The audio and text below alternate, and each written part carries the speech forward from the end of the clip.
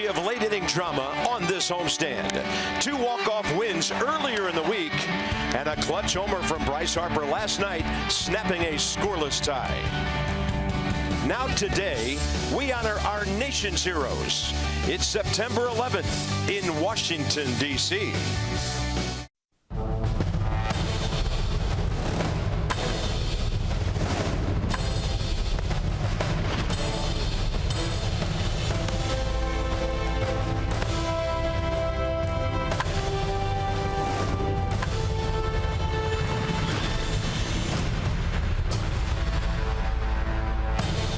Welcome to Nationals Park. Big crowd today on September 11th. The Nats are trying to beat the Phillies for the 3rd time in 4 outings.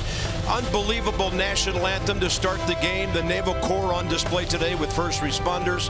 A perfectly timed flyover, flag waving proudly here on September 11th. That tragedy happened on a Tuesday morning. We were without baseball back in '01 until the following Monday, and we all like to think that baseball helped the healing process just a little bit. It did, and in Mike Piazza's home run in Shea Stadium after they just used it for a staging area, getting everybody back to normal. But it's just nice to never forget, and I hope everybody out there never does. And I think we're all amazed now that it's been 15 years, and whether it's 115, it'll still be remembered forever in this country. We had some heroics last night from Bryce Harper, the reigning MVP. The Nats able to beat the Phillies. Max Scherzer was outstanding, and then Bryce came up with a big hit. Well, he was having a rough night, maybe the roughest night he's had all season long. He didn't make contact with one ball. He didn't foul one ball off in his 3 strikeouts. He swung and missed his strike 1 in this at bat. Then he got to a 3-1 count, and he was hacking. So you talk about being mentally tough, being able to turn a tough night around, and nobody remembering the strikeouts. All they're going to remember is Bryce Harper hit a 3-run homer to win the game. Really, really mature stuff from Bryce last night. That's not easy to do. And the home run might play a part again today. Gio is facing Adam Morgan, who's given up some long balls to the Nats this year. In fact, Wilson Ramos has gotten him this year. Danny Espinosa, how about twice batting from the right side? Doesn't matter which ballpark it seems. Danny getting it done, and Jason Worth has done it well. The Nats dominating the Phillies this year. These 2 rivals meet for the final time today.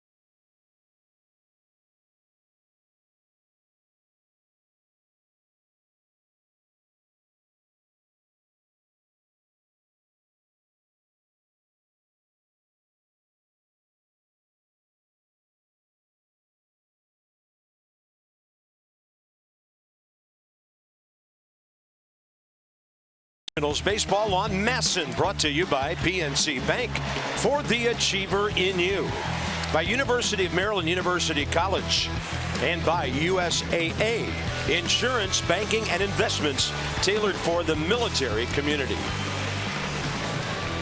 Yeah, Gio's on the mound today. He'll be thrown to Wilson Ramos, numbers 47 and 40. And for Gio, he'll be looking for his 11th win of the year. Start number 29. He's going to shake hands with the D.C. Fire Chief there. Get the ball and come out and get things going. Partly cloudy skies. Cooler today. Feels pretty good, actually. There's a breeze. Flags at half mast, of course. 84 at the ballpark. Humidity down, and that is a welcome feeling. Phillies hitting .236. Cesar Hernandez, 25 consecutive road games on base. He has an on-base percentage in the .350 range, hitting .288. 3 hits in this series. One of the faster guys in the league, too, with 9 triples on the year. Roman Quinn just got called up from Double-A. He's considered a bright, very speedy outfield prospect. A.J. Ellis in there catching today. And so here's Gio, 9-6 career against the Phils. Pete Buchanan getting a Cesar and a Roman in his first 2 hitters. That's impressive. Gio Gonzalez with his 29th start of the year, ERA at 4.40. Oh, he tried to forget about his last start. Gave up 6 runs on 8 hits in 3 innings against the Braves on the 6th. But this is a big start for Gio with the injury to Steven Strasburg. He's a guy that probably wants to step up and fill that void. We'll see here today against the Phillies. There's an at-Steve behind Gio. Worth, Turner, Harper, your outfield. Espinosa, Rendon, left side. Murphy, Zimmerman, right side. And Wilson Ramos doing the catching.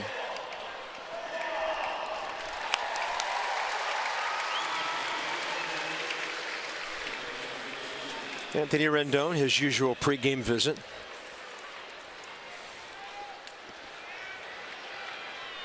Umpiring crew, Chris Siegel has the plate. Paul Emmel, first base. The crew chief, Larry Vanover. There he is at second, and Dave Rackley over at third.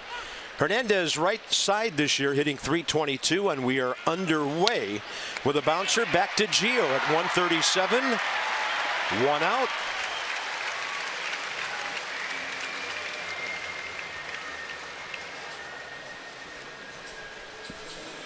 He is on pace to have a 27-pitch complete game.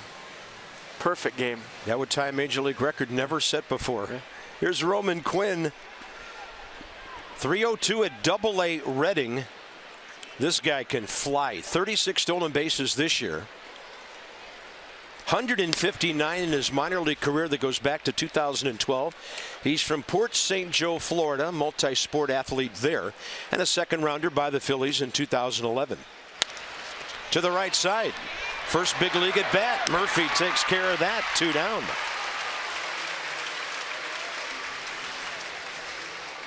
Andres Blanco is next, and we have some game notes to get you ready for this one. Only the Giants have allowed fewer inherited runners to score. The Phillies last 41 against the East. They started 13-8. It's been a rough ride. How about this? The Nats are 31-9 in their last 40 against the division. And Trey Turner, since August 12th, doing things better, a few things, better than anybody in Major League Baseball.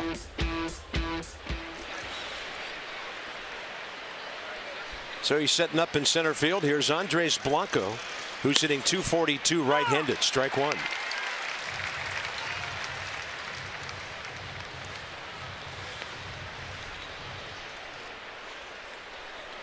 th career start against the Phillies for Gio.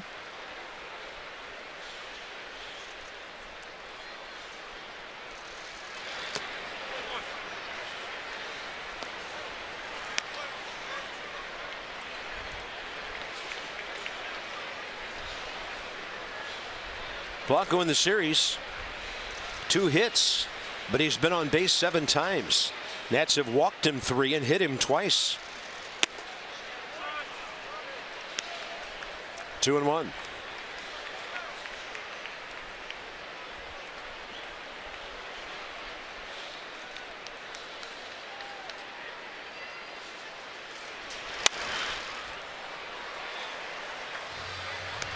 Coming out throwing strikes on a Sunday afternoon is Gio Gonzalez. Checking to see if he broke his bat. That sounded weird. Now he's going to pound it on the plate to see if there's any vibration in it. If there is, you get a new one.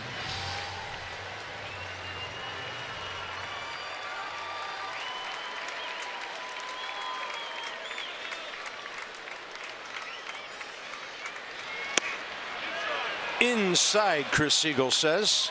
3-2. Gio gave it a long look after he hit the target, but it was in.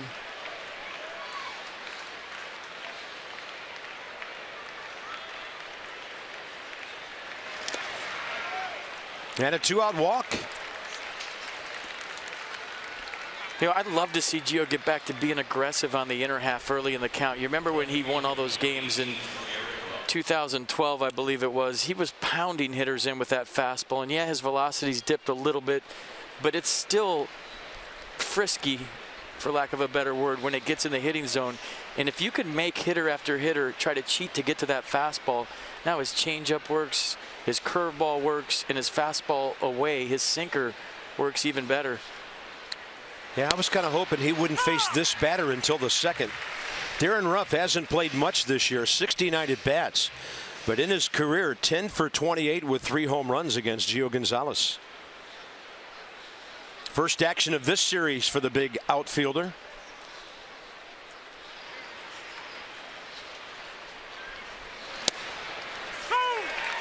On the outside edge, 0-2. Maybe gave him an inch or two out there. Good frame by Wilson Ramos to get the call.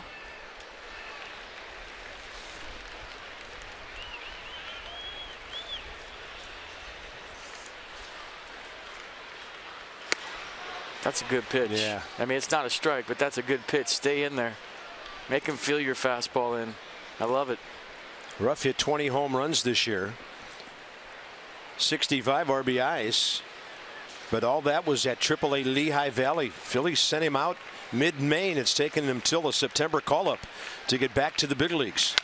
He's going to chop it to the left side. Rendon on the charge, crossing near the bag, and right on target to Ryan Zimmerman.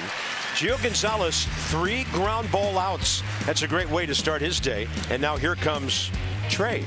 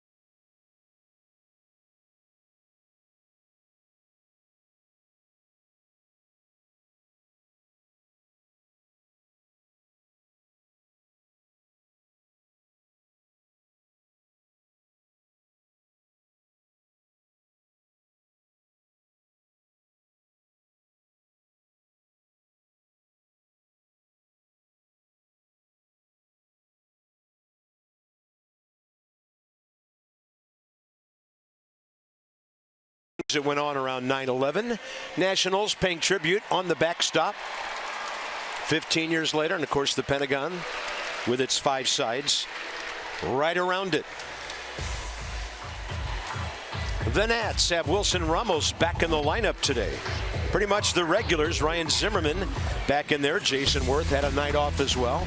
So since the All-Star break, Wilson Ramos has been wearing out lefties. Maybe that's what he needs to get going. 0 for 5 in the series. Batting average, though, still over 300. And here is 26-year-old Adam Morgan. They had a 4-3 win last start against the Marlins on the 6th. Gave up just 1 run on 5 hits over 6 innings. Hello. There goes the no-hitter. In shocking news, there goes the no-hitter.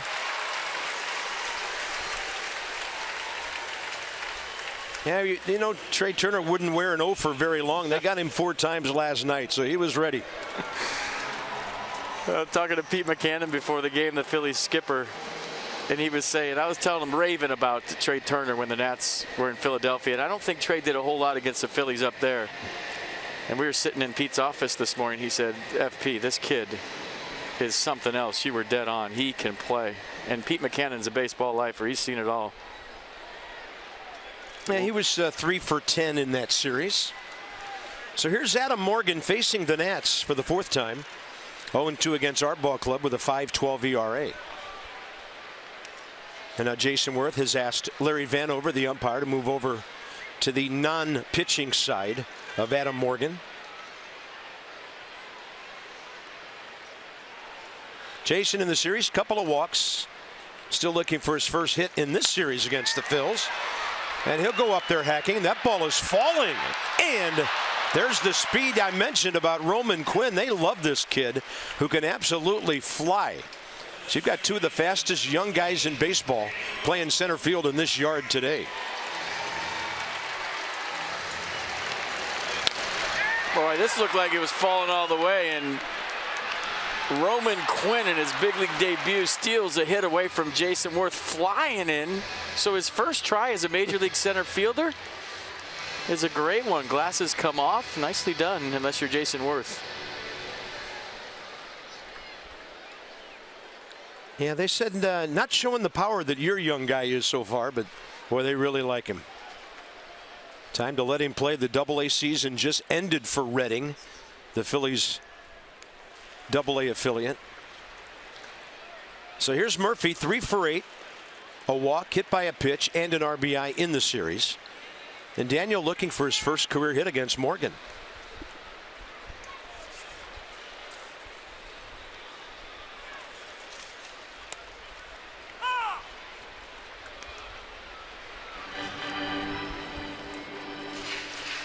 Boy, if Roman Quinn ever played for the Nats, I could sure have fun with his first name. A center fielder named Roman. It's just Roman all over the outfield. He can fly. See him and Trey Turner race. Yeah, they also called up a young catcher. Don't know if we'll see Jorge Alfaro today, but they're comparing him, and this is a nice compliment for our guy, they're comparing him physically and in other ways to a young Wilson Ramos.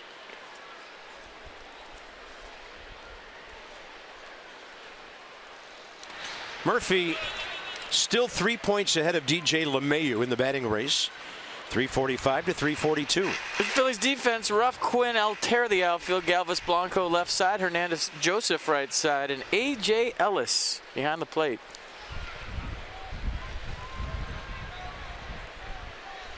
Breeze a little different than yesterday. Today it's moving toward the right field corner. Kind of a crosswind. And Murphy foul tipped it. 1 ball, 2 strikes.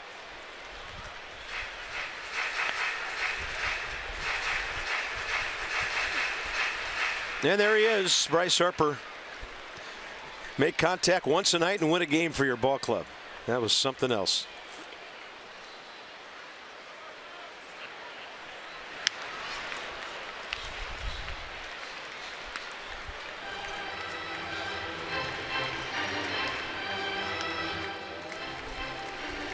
Well, you're really gearing it up when men are on base and pitchers are working off a stretch.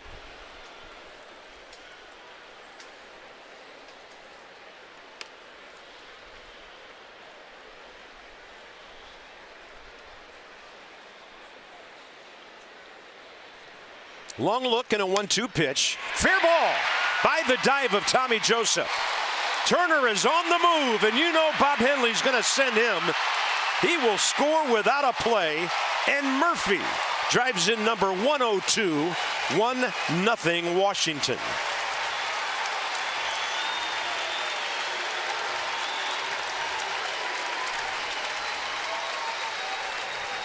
Team after team keeps trying Daniel Murphy on the inner half, and team after team keeps paying the price. Another extra base hit for Daniel Murphy, and crank it up, Trey.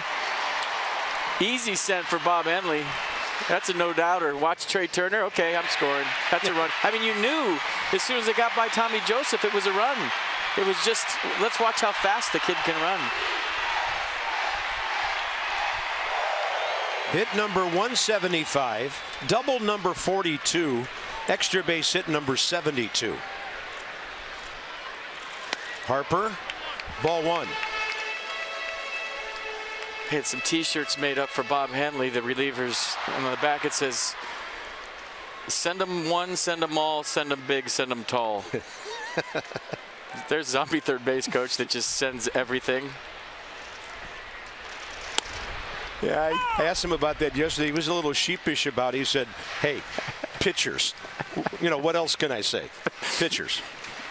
Send them one, send them all, send them big, send them tall. Said the zombie third base coach. So Bryce Harper, 80 RBIs after his blast last night. 1 ball and 2 strikes. He's 0 for 3 against Morgan career. Solid numbers with runners in scoring position.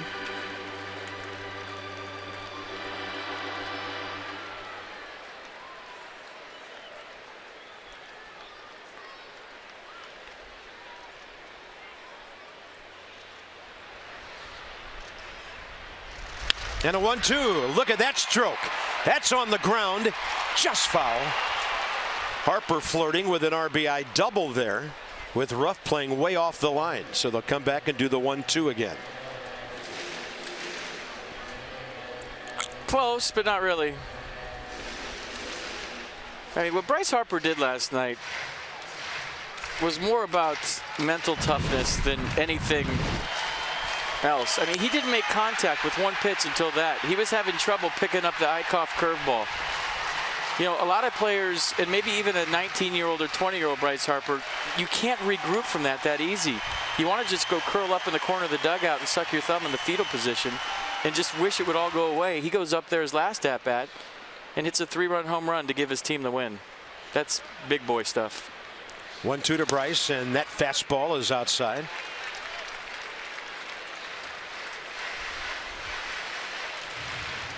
And I'm sure you all know by now the Braves walked off the Mets last night. So the Nats gained a game and they're 9 up on New York. They have an early 1-0 lead at Atlanta. Knocked a couple off the magic number last night. The only other game I remember Bryce Harper having like that was his first game against the Yankees and Andy Pettitte. Harper got jammed on that one enough. Murphy's going to tag, head for third. Altair with a strong throw, and Daniel Murphy to third base. Yeah, you're right about that Andy Pettitte game. I remember that. I was asking our producer, Chip Winfield, after the third strikeout last night, has this ever happened to Bryce other than against Andy Pettitte? Helmet comes off right there. Oh, he was thinking about getting it or running. You got good hair, Bryce. You don't need to get it. Just missed it. And Jason Worth will style your hair if you want.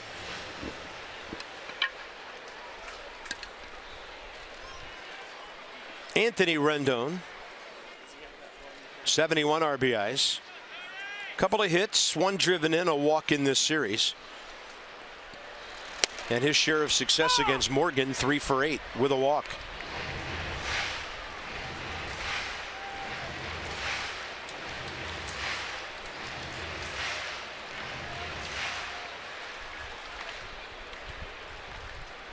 Yeah, so he's given up some runs to the Nats. Jason Worth homered in the first inning. 2 of those 3 games in Philly, including against Morgan. And that could be trouble, but coming in, Altair. So the Nats get a Turner single, a Murphy double, 1-0.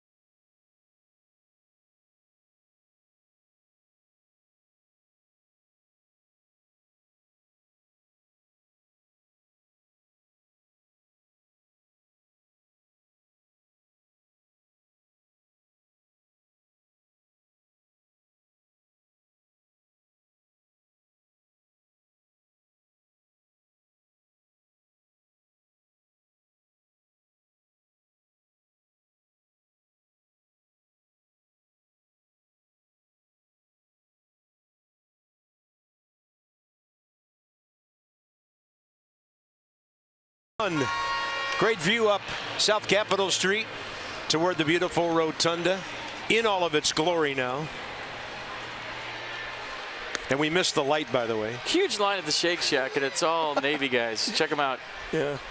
Nobody's going to cut in on that line. They're all out there. And then as we pan to the right field corner of the mezzanine, look at them. That'll be full when everybody gets their burgers and stuff. I love it. Great.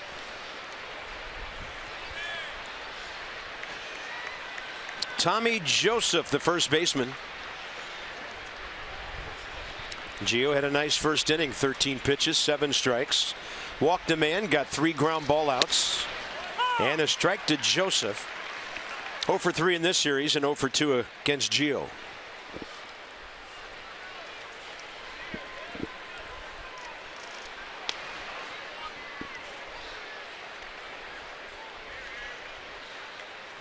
The shutdown inning has been an elusive thing for Gio recently. For whatever reason, you can't really put a finger on it, but he's had trouble getting his ball club right back in the dugout after his team scores. 102 RBIs from the second baseman. 2-1 pitch. And hats off to Wilson Ramos back in there. Day and a half after he just took a beating behind the plate Friday night.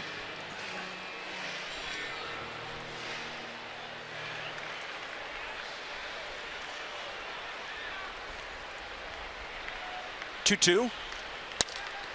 Danny Espinosa.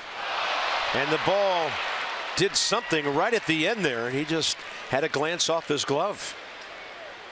Phillies have their second base runner.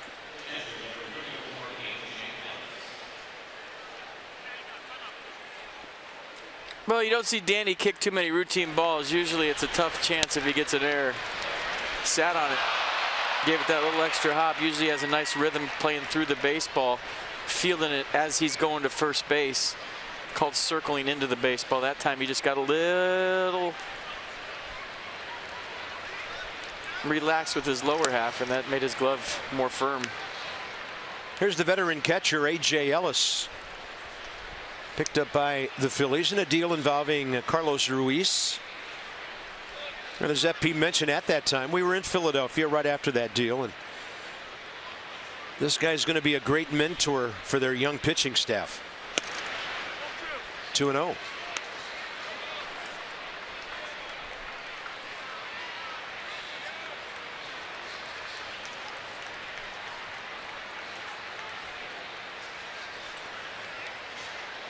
Been in the big leagues since 2008 with the Dodgers. Got a call up, then back in the minor leagues for another year or so, and with LA from 2010 through 53 games of this season.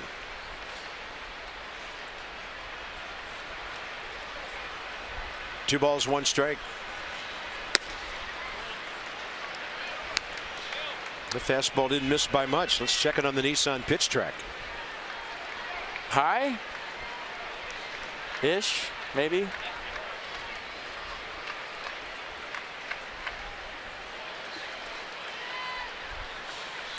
Ellis up the middle. That one right by the second base bag. And A.J. Ellis breaks up an 0 for 7 with that base hit. 2 on, nobody out.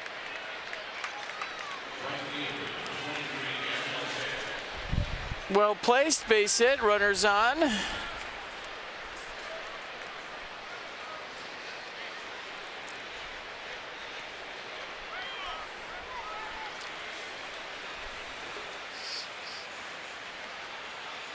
See if Gio can get another ground ball right at somebody. Aaron Alter, we saw his good speed coming in from right field on that Rendon fly ball. He's hit into 3 double plays this year. 0 for 8 in this series with a walk, and he's been hit by a pitch.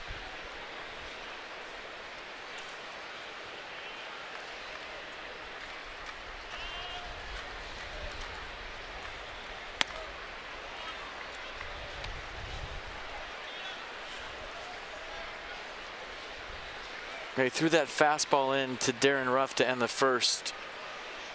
and then he threw a changeup after it, and he rolled over it.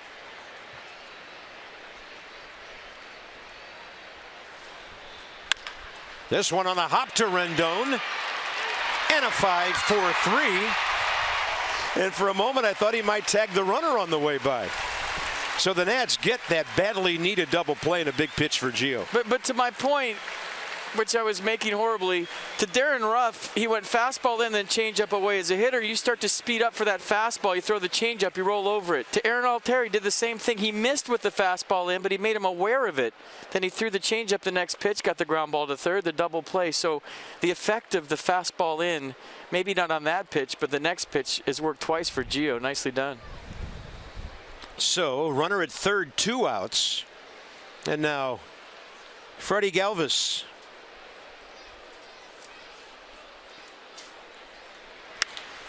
First pitch, he'll pop it up to left.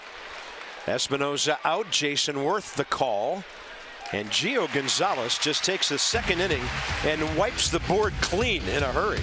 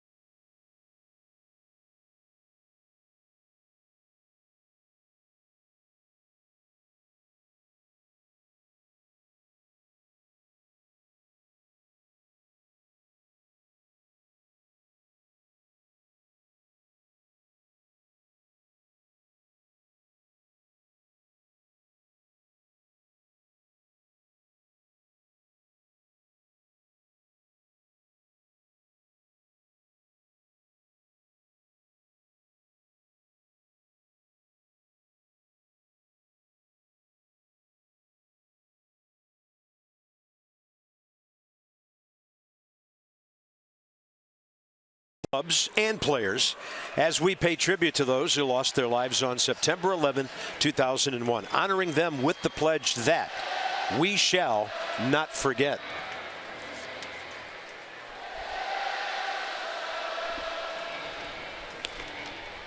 I remember a few years back we played a day game here, and I lived in Pentagon City at the time, and I went over to the Pentagon at the time the plane hit the Pentagon. We got on a train and went to New York to play the Mets after the game, and I took a cab across town and went to Ground Zero. So on the same day, I think it was the 10th anniversary, I got to see and was lucky enough to be in both cities.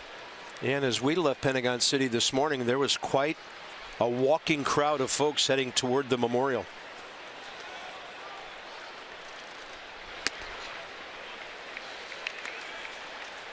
Ramos, Zimmerman, Espinosa, bottom of the second. Nats on top with a Turner single and a Murphy double.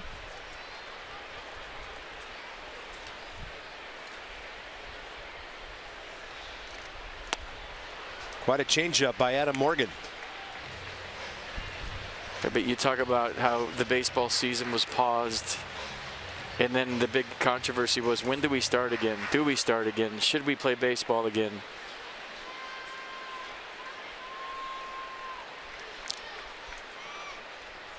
And I just think when Mike Piazza hit that home run, everybody knew it was the right decision. And when George Bush threw the greatest first pitch in the history of first pitches in the World Series, I still get goosebumps thinking about that.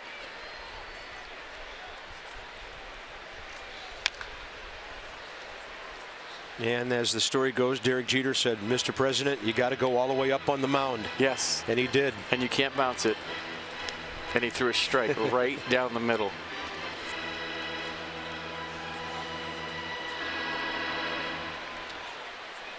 Yeah, once all the teams got home, and for some of them it took 3 days or more to get home after that Tuesday. That's when the talk started. When do we come back? I was in Oakland. We played the first playoff game in Yankee Stadium after that, and they introduced all the Port Authority, NYPD, NYFD, and the last two guys they introduced were firefighters that were from ground zero with dust and soot all over them, and it was like a 3-minute standing ovation. It was unbelievable. That ball skipping to Blanco. Wilson Ramos on the off speed hit it hard. Now Morgan retiring 3 in a row since the Murphy double. Next up is Ryan Zimmerman.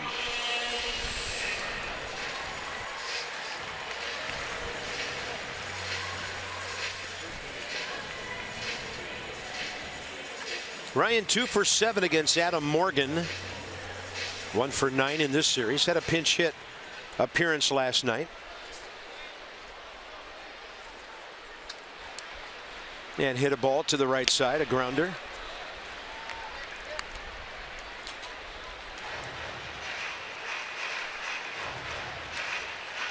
I think I've seen Ryan swing at the first pitch more this year than the past 5 years combined. And I think that's his manager. I think his skipper wants him to be more aggressive early in the count. And Ryan does a bit of a double take. He thought that ball was inside. Mercedes-Benz will track it. Close. Off speed, and Zimmerman to left. Ball hanging up for Darren Ruff. Boy, it looked off the bat like it might have enough. 2 down, halfway onto the track. Inside the Numbers brought to you by Jeep. Nats 13 out of 18 against the Phils.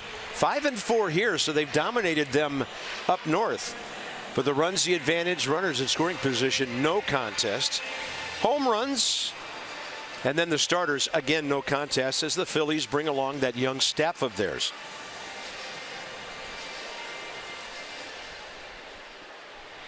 Done a nice job this year with the ball club.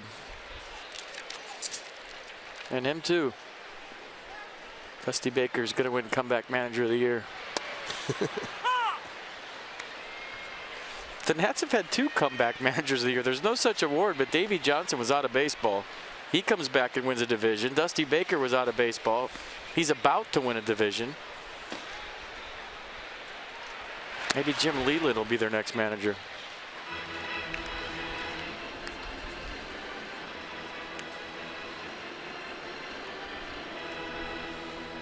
Well, everybody felt good about that choice, and that feel-good thing has continued months and months later.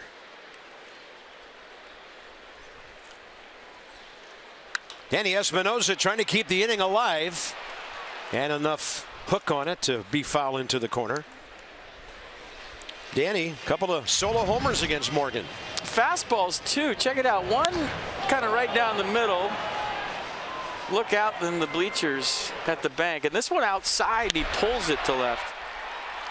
On June 12th, in the opponent's bullpen, Anthony Rendon take his helmet off. 2 of Espinosa's 8 right-handed homers this year. Swing and a miss. Took that breaking ball, that slider dropped it down and in.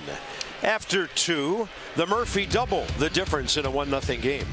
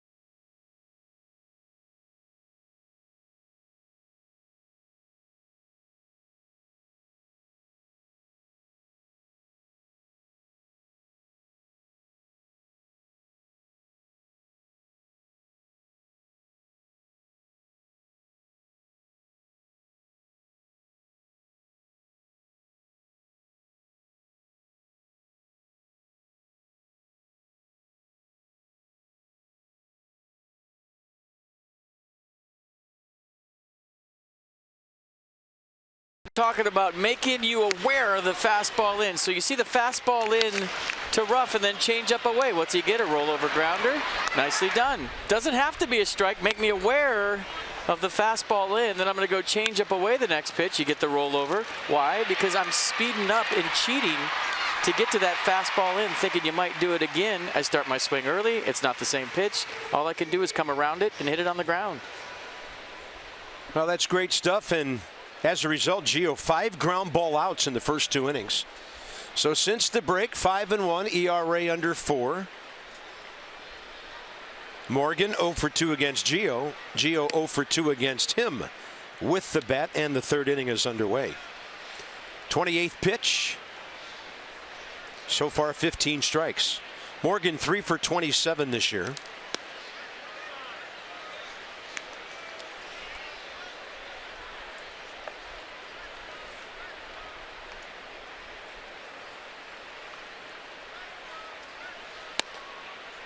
Two and 1. 240th start of Gio's career today. 101 wins, 75 losses. And this one out to center for Trey Turner.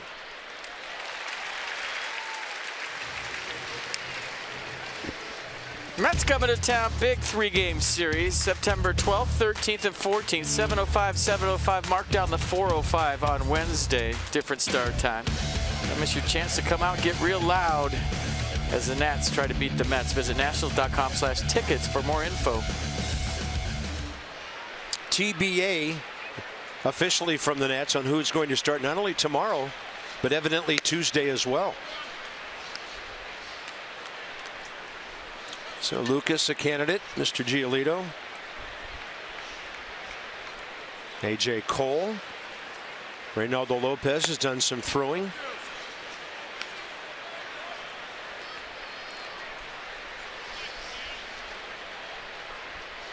Cesar Hernandez and Roman Quinn, the next 2.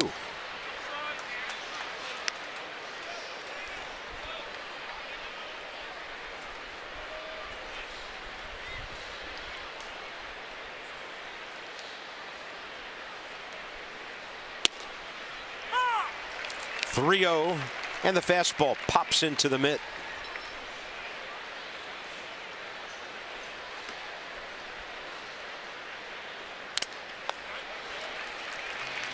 Hopefully a glancing blow on Wilson Ramos. He doesn't need any more of those.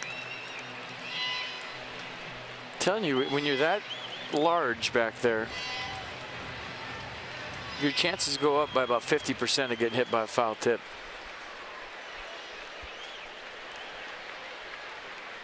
.32 and a base hit to right.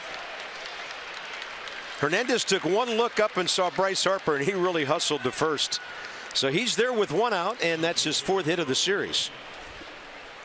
Just a reminder, as you enjoy a cold one, look forward to Miller Time later in the ballgame. That's brought to you by Miller Lite. Roman Quinn, at the start of the season, rated the Phillies' number 9 prospect. Looks like a young Rajai Davis.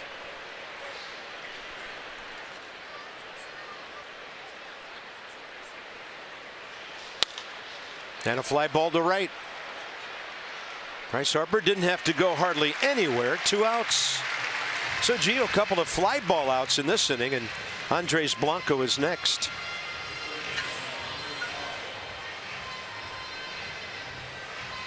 Nice crowd. By the way, you see upper right, they got their burgers and shakes. The sections are just about full now. That's the gut bomb section.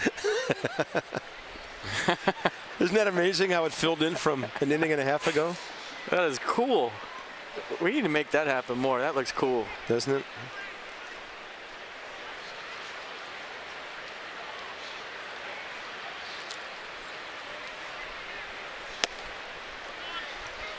You know, you can't spill ketchup on those either. If you're crushing fries or a burger. Right. Got your dress whites on. Gotta be careful. 6 sections of them. That is very cool. They wanted to sit behind home plate, but the outfielders said no. If they sat behind home plate, there'd be 27 hits and 30 runs scored in this game because you could not see anything on defense. Cool. 1-1 to Blanco, who walked first time up.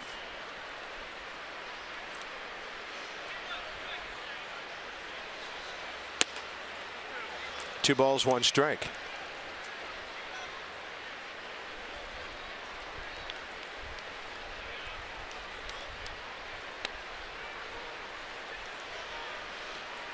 Cesar Hernandez, 17 steals in 27 attempts.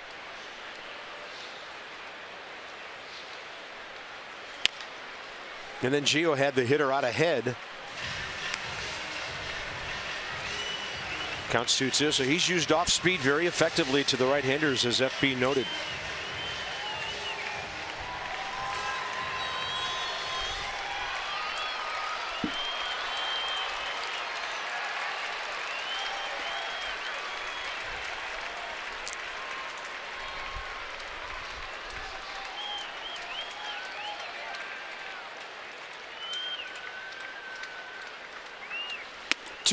A swing and a miss. So the heater after the changeup for the strikeout, and a good afternoon for the Nats left-handers so far.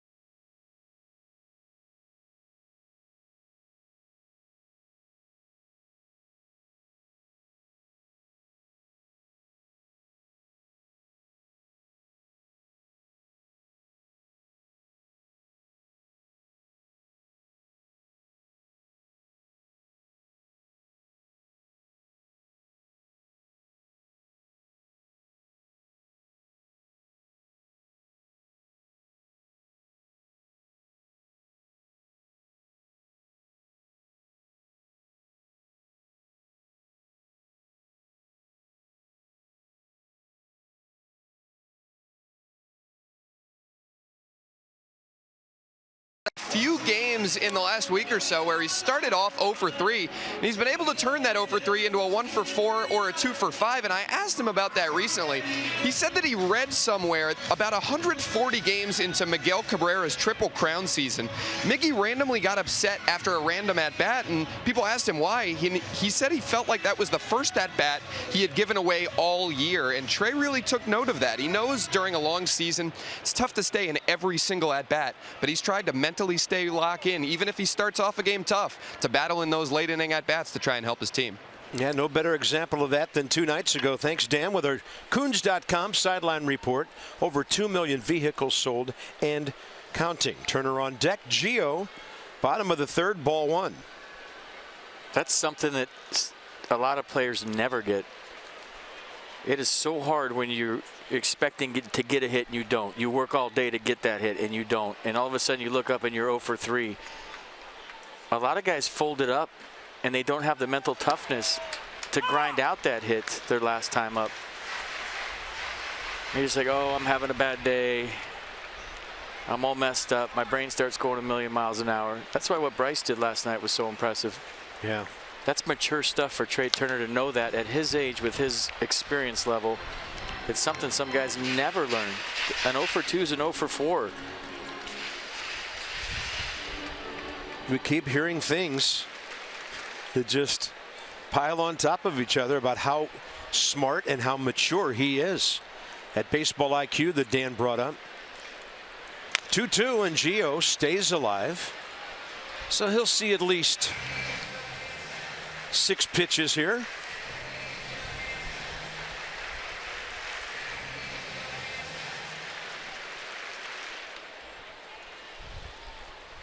His hat's a rosin bag.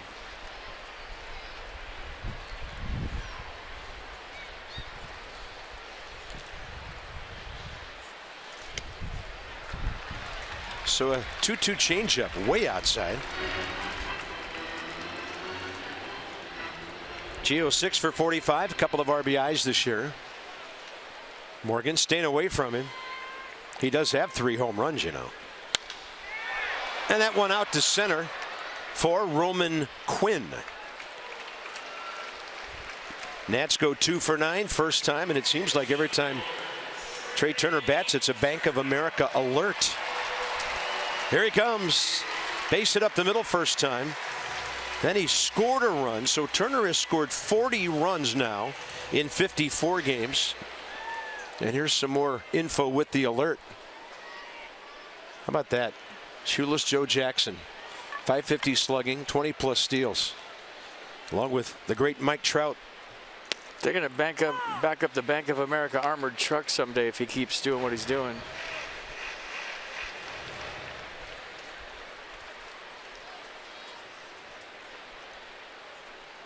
So Turner at 342 after that base hit. He's now been on base 27 of his last 29 games.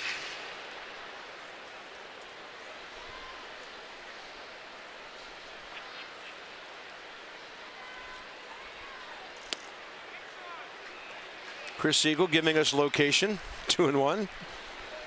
Verbalized by the umpire.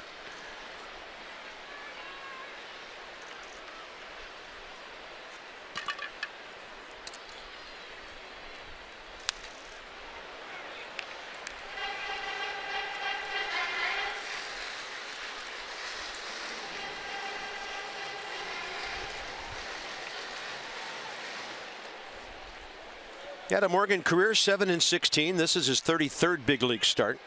His 4th against the Nationals.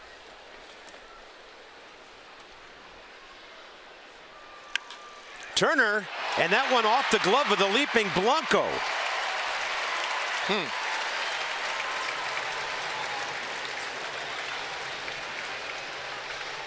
Let's see how they score this one. The ball was hit hard. Blanco jumped up and then gave up on the play. I think if Blanco stays with it, he has a chance. Trey Turner thought the play was over. He thought the line drive was caught, so he didn't get out of the box. If Blanco finds this baseball and throws it across the infield right here, he has Trey Turner, but maybe it just rolled away too far to stay with it. Second hit of the day for Trey Turner. You see how he hesitated for a minute. Here's Jason Worth.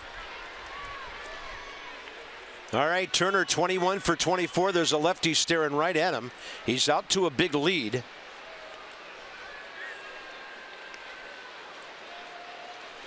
So I mentioned the number of games Trey Turner has played.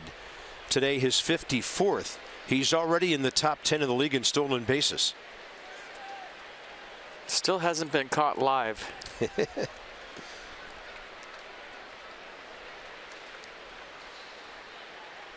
So 2 times in a row. This is where if you're Trey Turner fast, you can go first move. As soon as he picks his foot up, go. If he throws over 3 times in a row, he's got you. But you still have the speed to beat the relay to second. Rarely do you see someone throw over 3 times in a row. I'm out. So taking it another step, 4 times in a row. Now you've painted yourself into a corner if you're Pete McCannon. I guess you could go slide step off this and rush the delivery to the plate.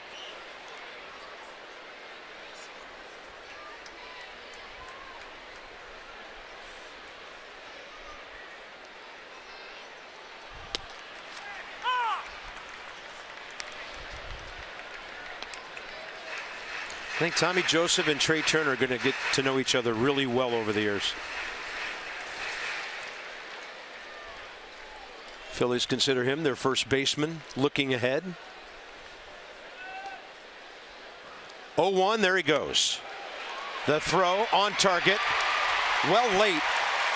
And Larry Vanover just waited to make sure Turner would stay on the bag, and that's number 22.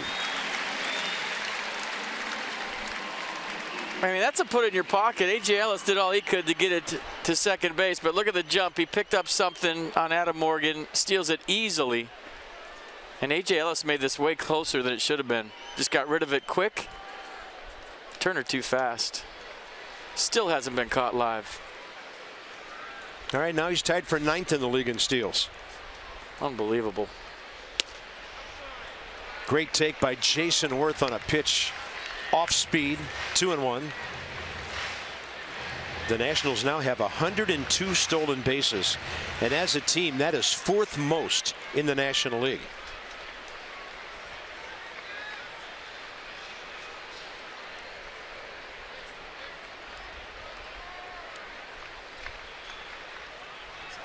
They were so station to station last year, it was frustrating at times. I mean, this year it's just the opposite. They're running until they tag them. Different personnel, different year.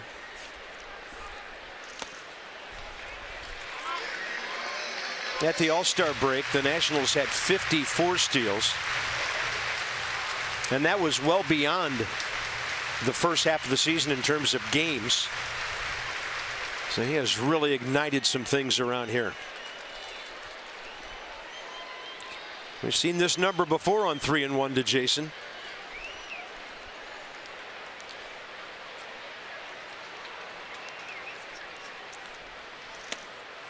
Did not get a heater.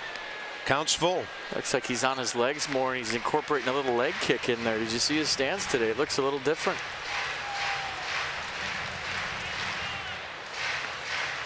He'll tinker with it.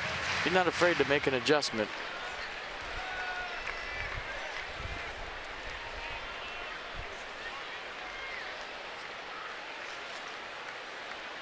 Payoff pitch with 1 out and a step off. A little more open with his stance. A little more crouched, and there's a leg kick in there.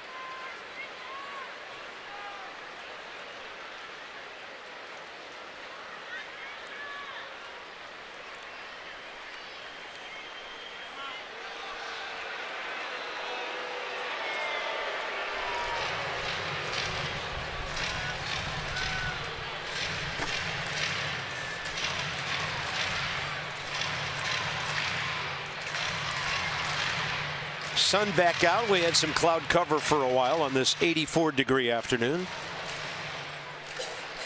Nationals on a 5-1 homestand so far. Mets in for 3 after this, and then the final road trip. Turner, second base, 1 out.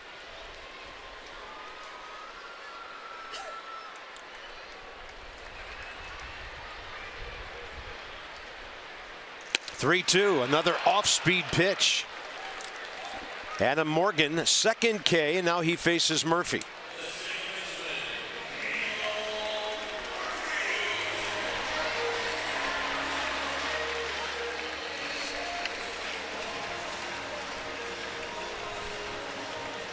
I tried to get in on Murph first time up. He had a double down the right field line. And that raised his batting average to 347.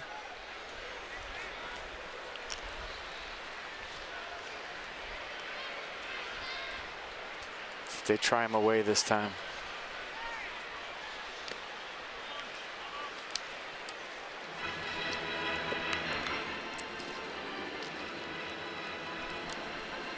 There's the ranks. First, second, first.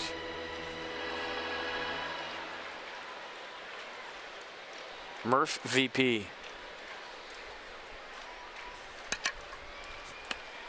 And DJ LeMahieu faces Edwin Jackson later today in San Diego.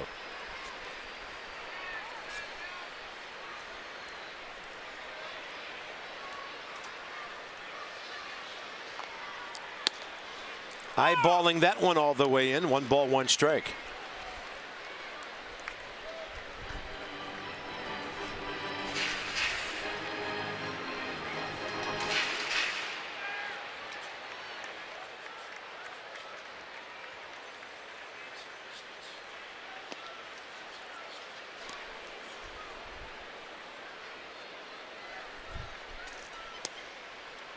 Heater in there. He was not looking for a fastball. He was sitting soft right there. He threw the fastball on the outer half and snuck it past him. Anytime you see Murph take a ball right down the middle, he wasn't looking for that pitch.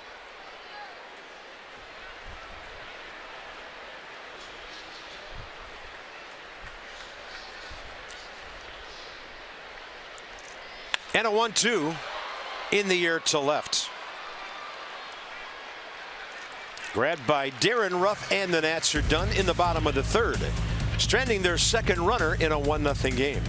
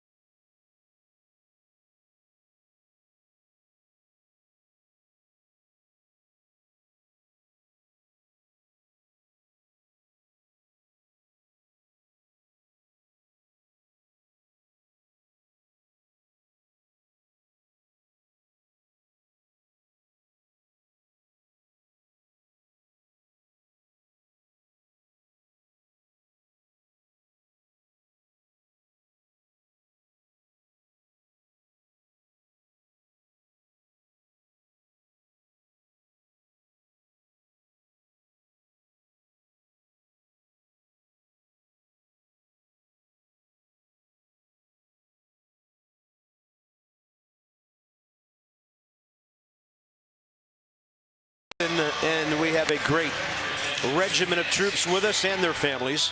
And our troop recognition is brought to you by DynCorp International, proudly serving our nation for 70 years. Waving their caps, and we salute them as well. FP made an interesting call during the break. It must be time for seconds at Shake Shack because some of the sections just emptied out a little bit. They're filing out. They're crushing. Part 2. Very organized, I might add. We just are honored by their presence at the ballpark today. I hope it's all you can eat. Here's Darren Ruff, the left fielder. Bouncing ball to Anthony Rendon first time. And he will line one cleanly to left for the Phillies' third hit. His 11th career hit in 30 at-bats against Gio Gonzalez. Calling all Terps and Hoyas, Tuesday, September 13th is College Rivalry Day. With the purchase of a ticket, enjoy pregame activities, get a reusable Nats acrylic cup in Maryland or Georgetown colors. For the Nats take on the Mets, 7:05 start. Visit nationals.com/college rivalry day for tickets. Tell you what, those beer steins last night were legit. They weigh about 10 pounds each. There's Tommy Joseph who do it that ground ball to Danny Espinosa first time out. That's without beer. Hefty. I heard of a couple of them actually broke on the concourse last night. Oops. Left side, Rendon backs up. Murphy waits. He pivots. And it's another 5-4-3 double play for Gio Gonzalez. 7 ground ball outs on the day.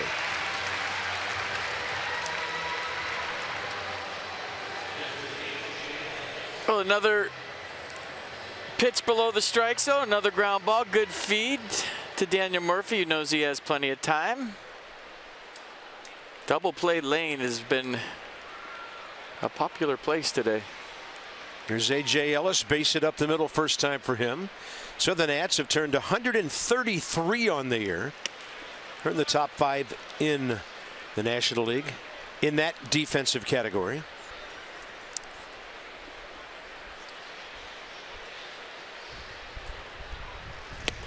There are a lot of ball clubs that have really high ERAs that turn a lot of double plays because there are always men on base against their pitching staff. The Nats are not like that. They're second in the league in earned run average to the Cubs and still turn more than their share.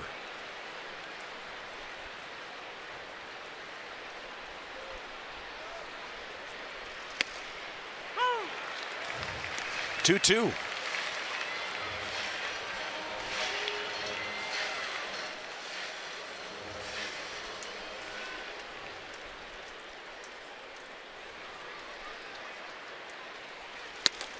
Did he go?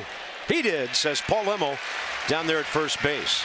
So Gio, just a couple of strikeouts today, and that's just fine. Here's Harper, Rendon, and Ramos to follow, bottom 4.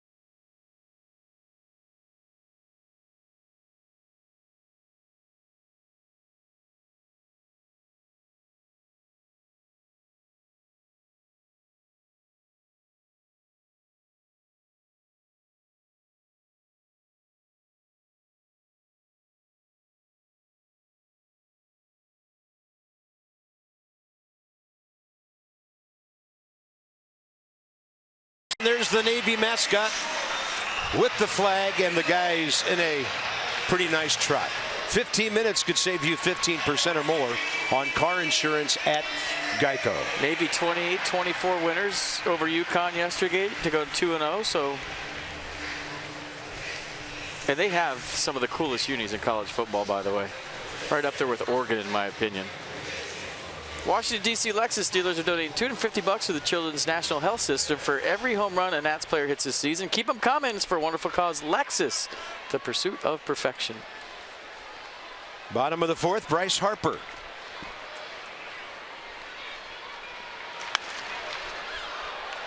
First pitch, Hunting. After a fly ball to right his first time up.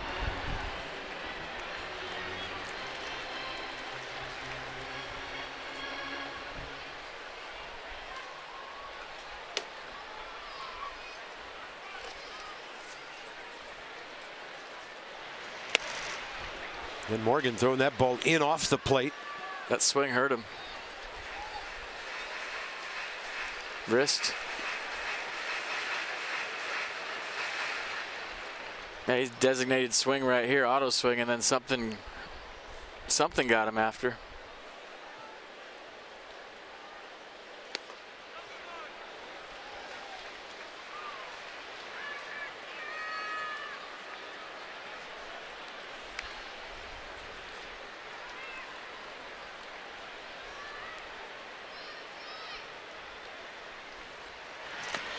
And way outside to even things up.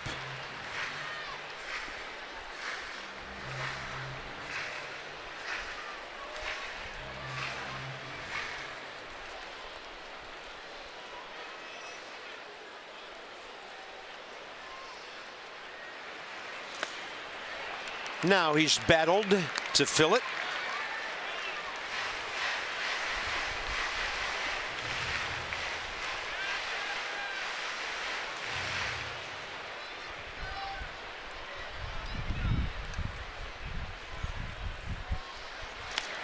It's a good at bat. Bryce Harper, 97th walk of the year. Nats have their leadoff man on for the second time. When you have insight, you know how to handle your finances with confidence. So we look at insights for Hagerstown, and their batting average leader, Victor Robles, really had a great finish to his season. He's the one guy on that list that we've really kind of been tracking for the last season or so. It's all brought to you by PNC Bank, for the achiever in you, and all those kids want to make that next step toward Potomac.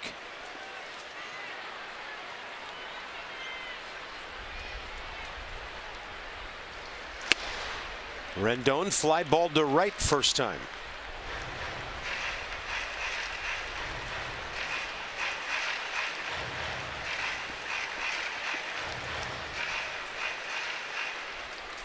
Nats have scored 1, 5, 3, and 1 runs against the Phillies in this series.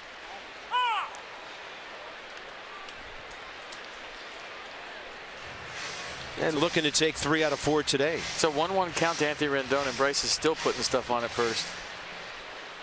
He just got his right glove on.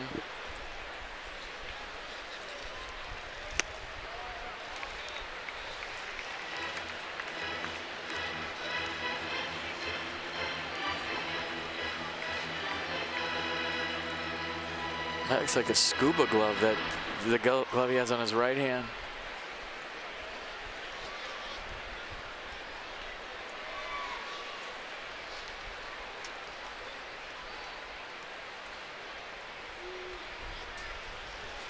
Two and one, and Anthony Rendon will pop this one out of play.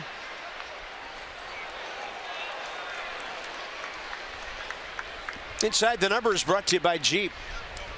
So only Rendon and Segura, the most doubles in the league since the break. That's in all of the major leagues. Anthony has 36 on the year. He's 5th in the senior circuit.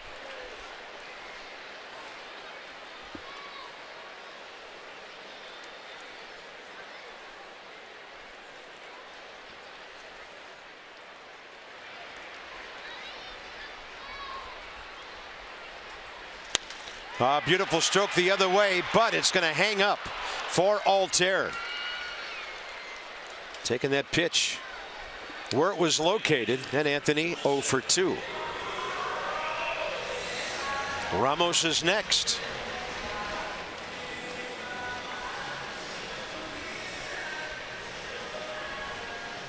In Atlanta, Cespedes has hit his 30th. And it's 6-0 Mets, 4th inning against the Braves.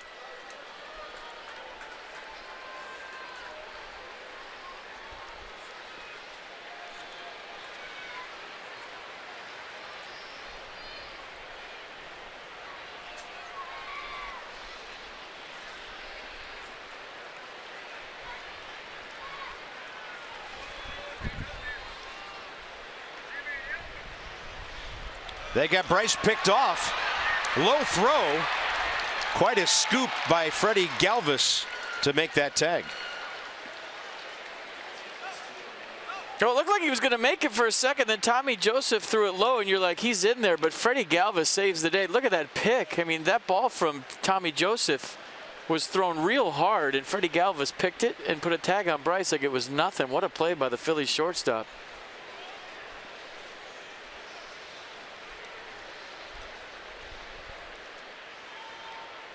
I mean, that was a short hop missile that he just picked. And not only did he pick it, he got the tag on Bryce in plenty of time.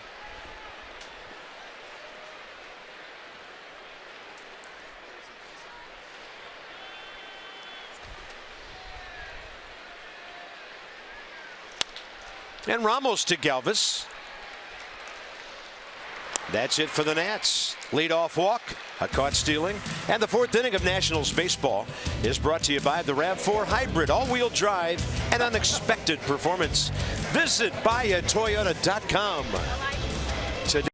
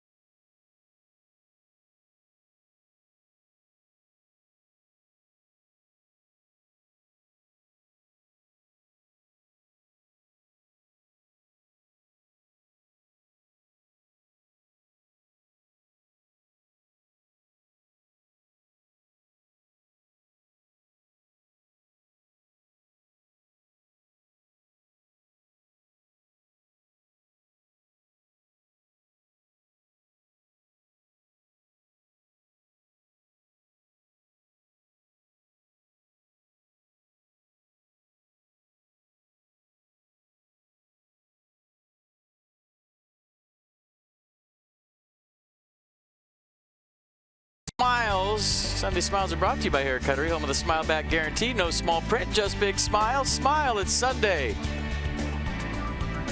And you have to go to work tomorrow, but still enjoy Sunday. Sunday fun day. Well, another good ball game, another well-played, well-pitched game between the Nats and the Phillies in this ballpark. Top five for Gio, Altair, Galvis, and Morgan. One pitch, ground ball. Rendon forward to get it, and a nifty pick. One out. Second time today, the first out of an inning's been made on one pitch. So the next five. 3 against the Mets, night games. And then a Wednesday 4 o'clock before the Nats start that last road trip to Atlanta, Miami, and Pittsburgh. So the pitching matchup's not set in stone just yet.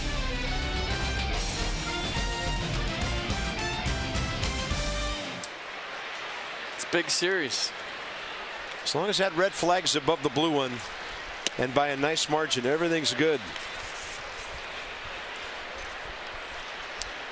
The Mets are listing Rafael Montero tomorrow, Syndergaard on Tuesday, and Robert Gsellman for that Wednesday game.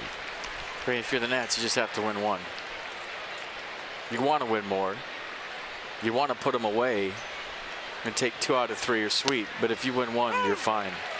And right now, that wild card thing, it's a real close deal between the Giants, Cardinals, and Mets.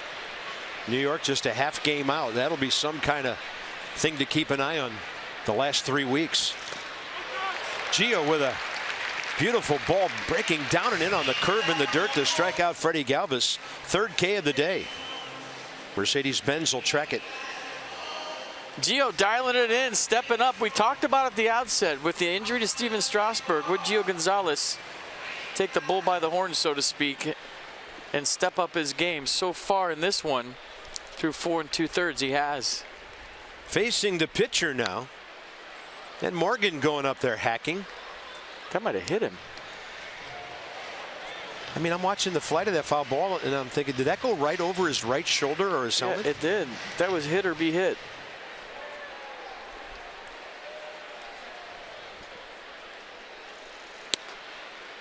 On the edge, 0-2.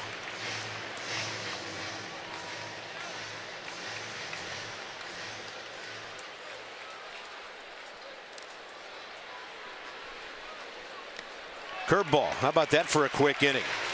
Gio Gonzalez, 4 Ks, 8 ground ball outs, and a 1-0 lead halfway through.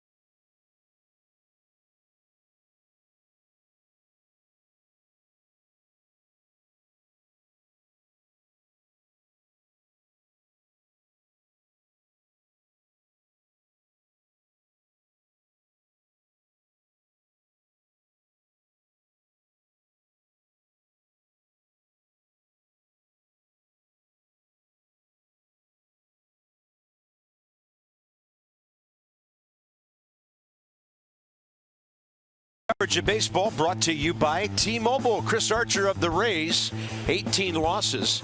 And only Nolan Ryan has ever had that many losses and that many strikeouts. Rich Hill of the Dodgers pulled from a possible perfect game under 90 pitches last night. He's had a blister issue, and right now they need him at full bore for the playoffs. And Wilmer Flores left with a neck injury last night, a bit of a blow to the Mets. He's been hitting pretty well in the middle of their lineup.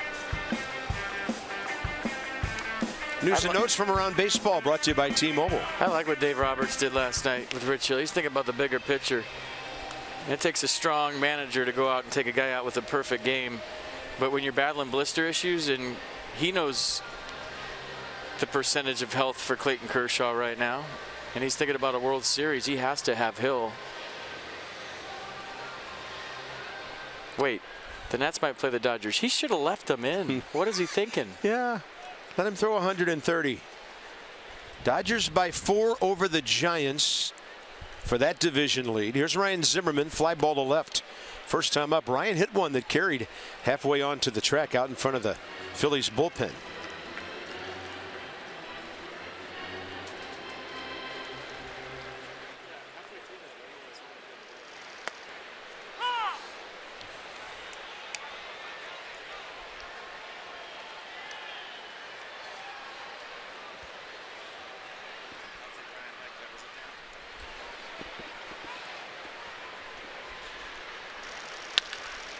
Two hopper to the shortstop, Freddie Galvis. Ryan 1 for 11 against the Phils in this series. There's a bunch of drives to the pennant going on all over baseball. MLB.TV Premium gives you every out-of-market game live in HD on more than 400 supported devices. And also you get a free subscription to At Bat Premium, the #1 app for live baseball. Blackout, other restrictions apply. Visit MLB.TV. Danny Espinosa 0 for 1 with a swinging strikeout.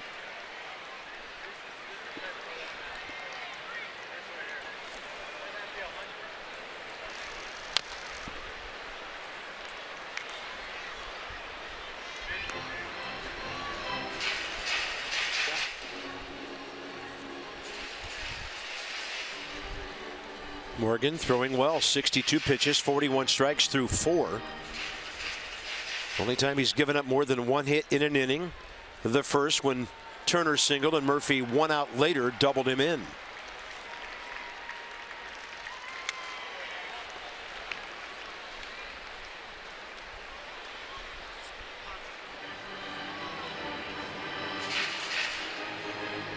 I think if you're Adam Morgan, you show Danny Espinosa the fastball for a ball and then use your slider or changeup based on the fact that he's hit 2 home runs off you off the fastball. And if you're Danny, maybe you sit on some off speed. It's hard to do for a hitter, though, get away from the fastball.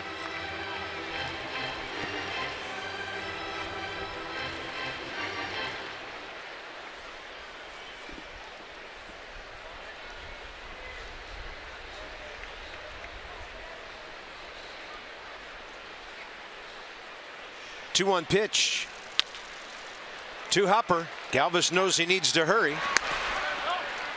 And now Morgan racking up the ground ball outs.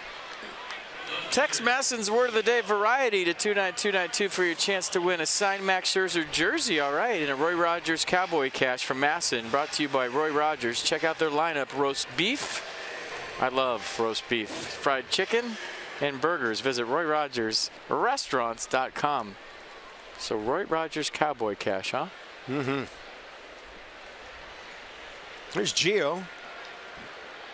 Pretty good at bat first time. He's down on 1 pitch this time, so 3 ground ball outs in the 5th inning. Quite a battle. Morgan and Gio, 1-0 Nationals.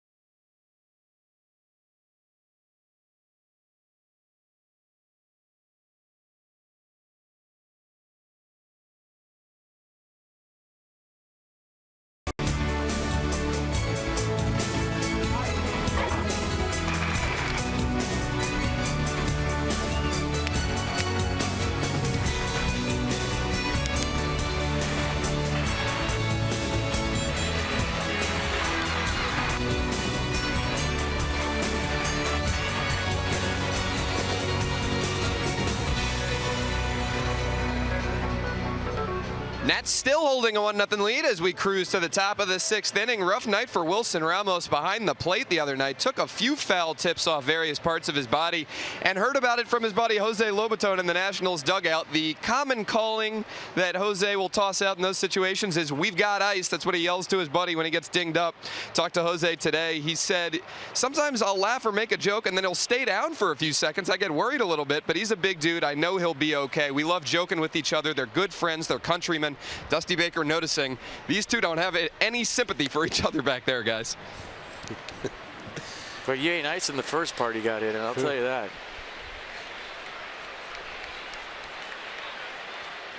Top 6, top of the order, Gio and Cesar Hernandez. Misses inside 2-0. First 5 innings, 5 of the most economical innings for Gio all year, averaging right at 12 pitches per inning. Set a good tempo today as we move into the 3 o'clock hour. You just heard DK, BCFP up here, and a 1-0 Nats lead on a Murphy first inning double.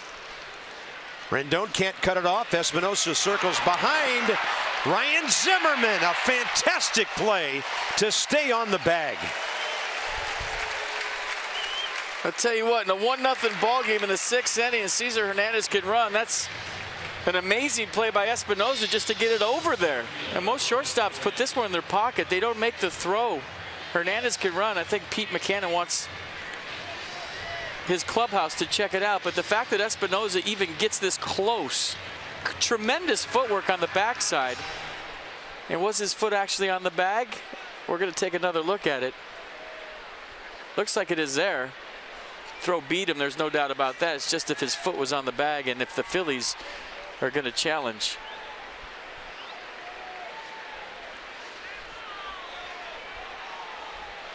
I mean, there's only a handful of major league shortstops that make that play.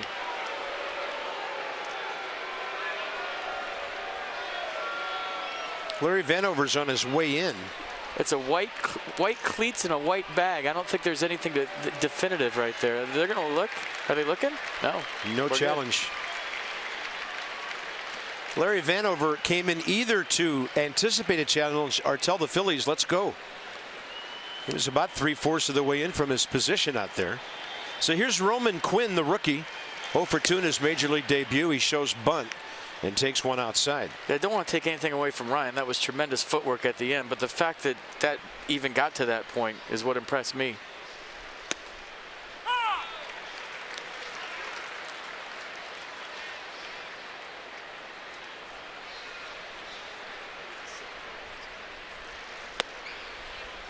Two and one.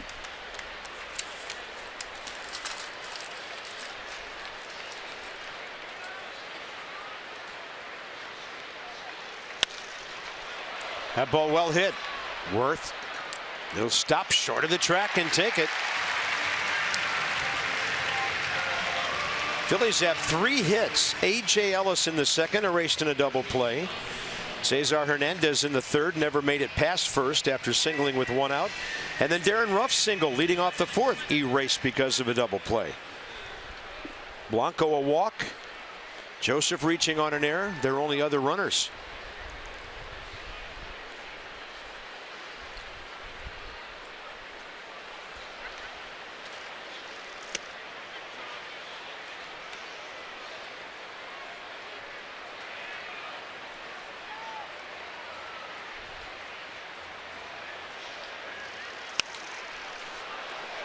Quite a heck by Blanco. I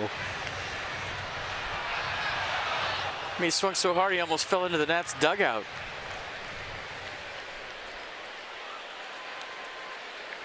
I like it.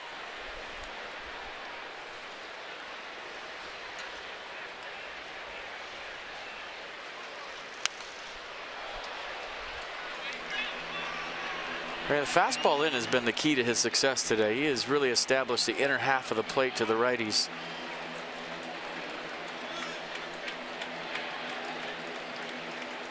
It's attack mode. It's aggressive nature. It's showing them that you came to play. Counts even 2-2.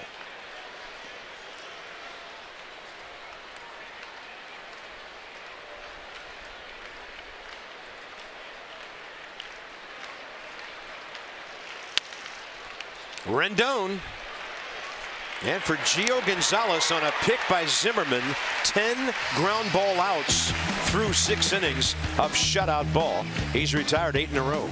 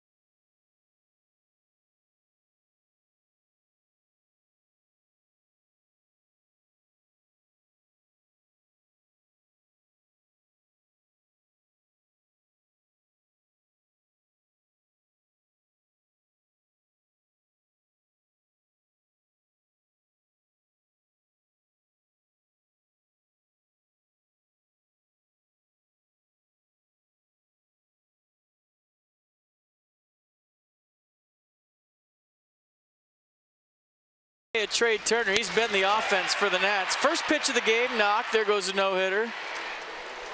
Daniel Murphy sneaks one past Tommy Joseph, and as soon as it got past Joseph, you're thinking 1-0 Nats with Trey's speed, and you were right. Second time up, just another lousy single. This one off Andres Blanco's glove, and then his 22nd stolen base of the year, steals it easy. Trey time.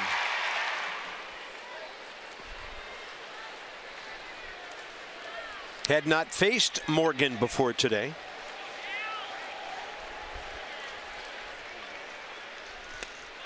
Good off-speed pitch to have Trey out ahead.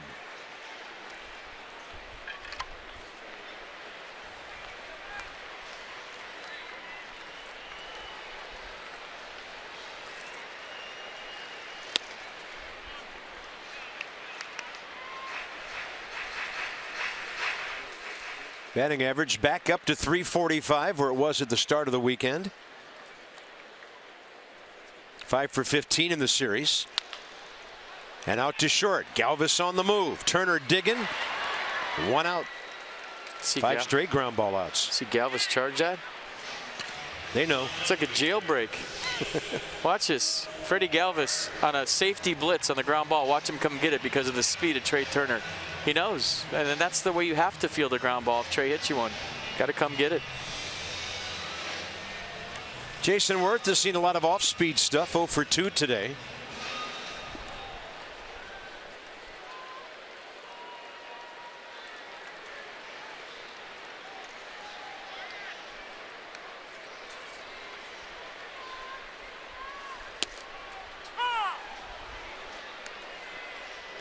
Two for 10 career with a homer against the lefty.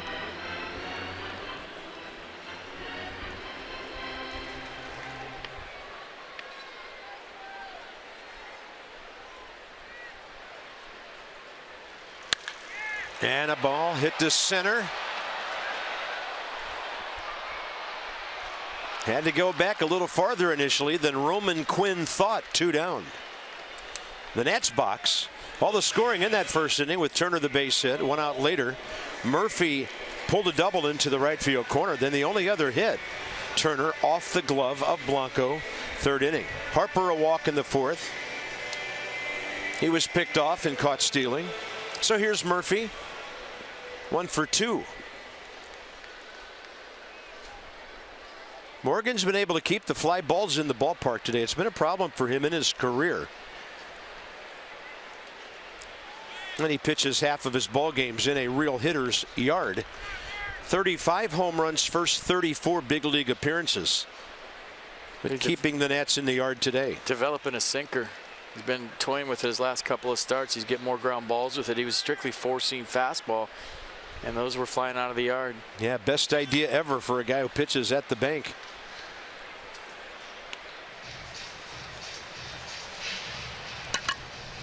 Inside the Numbers brought to you by Jeep. We continue to track the MVP and Cy Young races. And Murphy right there with all of them. I think Daniel Murphy's having more of a complete year. Agreed. Than everybody else. And obviously I'm crazy biased, but 175 hits. 25 homer, 102 RBI. And going into tonight's Sunday night game, Bryant 16 hits behind Daniel. Arenado 18 behind in terms of the number of hits. 42 doubles. 86 runs scored. He's been out there 134 games.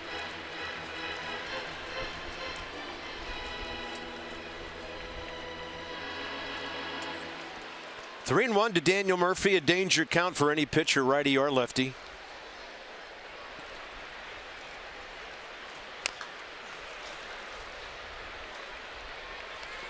I bet if you saw Chris Bryant play every day, you'd think he's the MVP.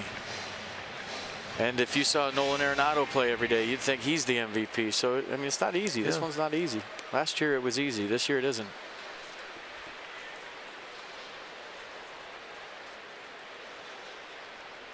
Three-two to Murphy. Staying alive.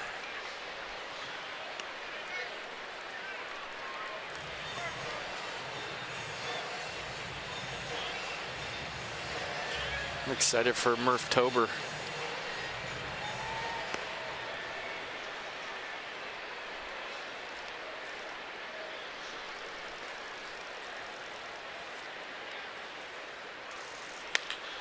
Right side to his left. Hernandez with a slick play using his speed. Nats go 1-2-3, 7th inning coming up. And on this Patriot Day, USAA honors those who have served and all of our service members at home and abroad.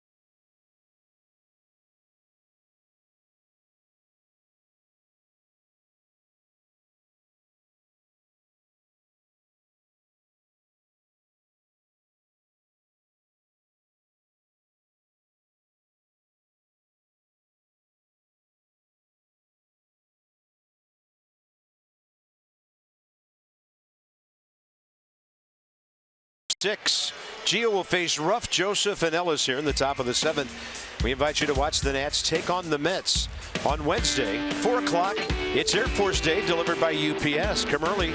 Performances by the U.S. Air Force band Max Impact, the Air Force drill team, the Singing Sergeants, and a special first pitch and pregame flyover. Visit nationals.com/tickets. I love all the names. We had the Jolly Rogers and the Red Rippers flying over the stadium today. There they are. That was perfectly timed and awesome. We've heard Anchors Away between innings, the Navy March song and the fight song for the Naval Academy. And by the way, written in 1906 by a gentleman by the name of Zimmerman, Charles Zimmerman. Just love the pageantry when it comes to our military. Yeah, there's summer whites, I'm told, not their dress whites, because they have short sleeves on. 1-2 to Darren Ruff. I think it'd be cool if in the 7th inning they just started singing "You've Lost That Loving Feeling" altogether out there.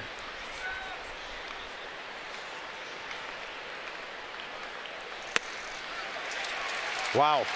Gio turning one over on the changeup. Strikeout number 5. Nissan will track it. Yeah, Gio, do your thing. It's fun to watch. Got knocked around a little bit his last start. He needs to step up. And so far, so good. He's got it in him. We all know that.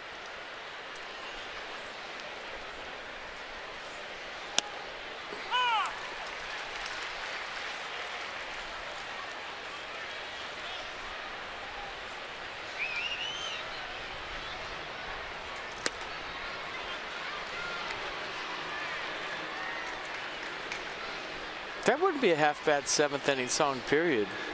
Just get the whole ballpark saying it. But I mean, if you get those guys in their summer whites with their hats and their sunglasses on, I mean, Maverick and Goose are out there somewhere. 2-1 pitch.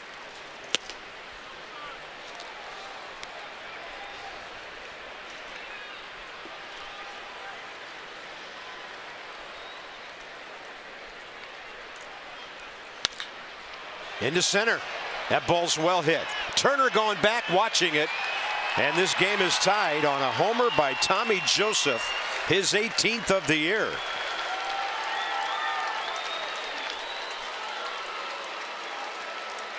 As far as Philly rookies go, only Ryan Howard hit more home runs more often than Tommy Joseph first season in the big leagues. Changeup from Gio. Where was it? Not a bad pitch down in the zone. Joseph looked like he was sitting on it.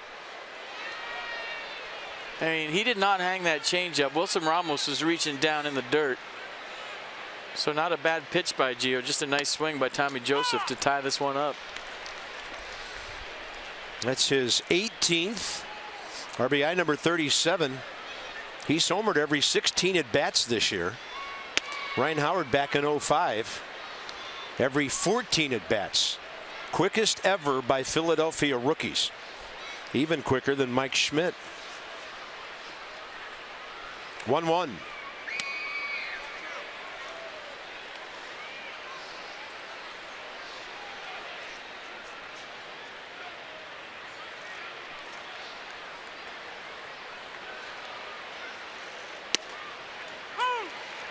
Counts even, 2-2.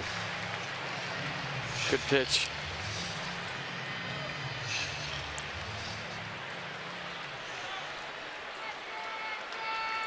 Stirring in the Phillies bullpen. Morgan's at 82 pitches.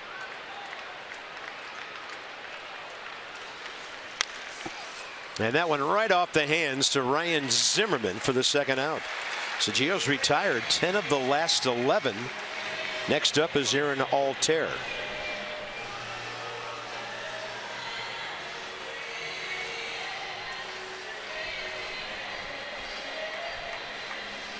A Dubre Ramos. That was Jenmar Gomez back there watching him warm up, their closer.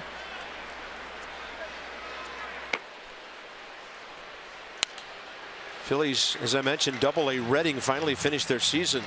They were able to add another left-hander to their bullpen today, Joely Rodriguez. So they have 2 out of 12 guys out there.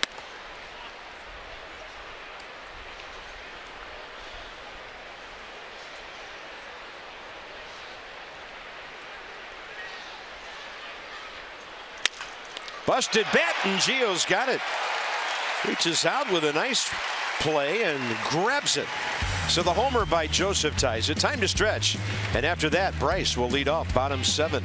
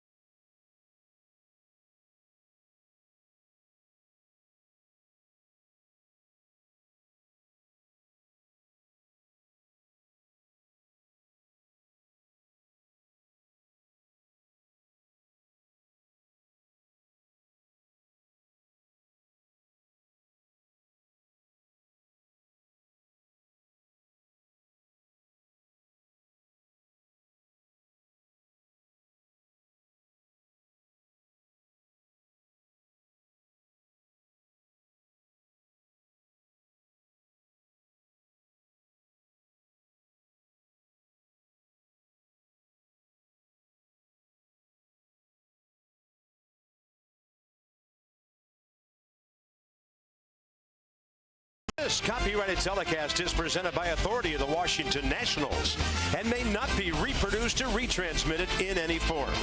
And the accounts and descriptions of this game may not be disseminated without the expressed written consent of the Washington Nationals. Well, the D.C. Fire Department and their corps just played a stirring rendition on bagpipes and drums of God Bless America. We've had so many great highlights today from our military. So why don't you be here every day next year? Come and join us with an Nats Plus membership. You can secure postseason tickets for next month and guarantee access in 2 years to the All-Star Game. Exclusive experiences, rewards, and access. Membership provides all of that. 202-675-NETS, or look at the bottom line right there and log on.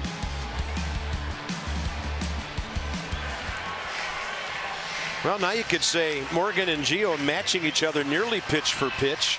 1-1 ball game. Gio 92 pitches, 54 strikes. Morgan 82 over 54. And he'll have to deal with Harper, Rendon, and Ramos here, bottom 7.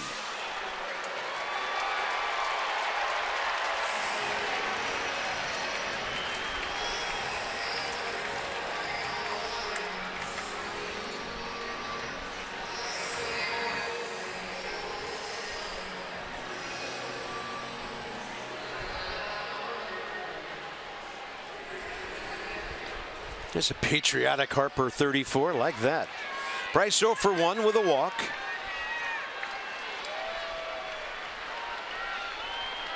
Big gap right center.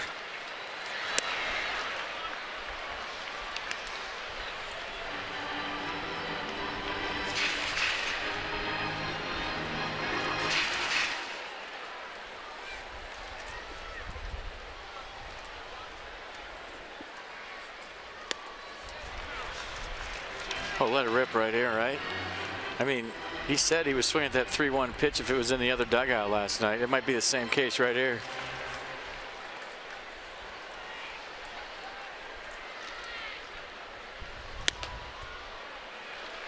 Ellis trying to hold it and frame it, but it's ball 3.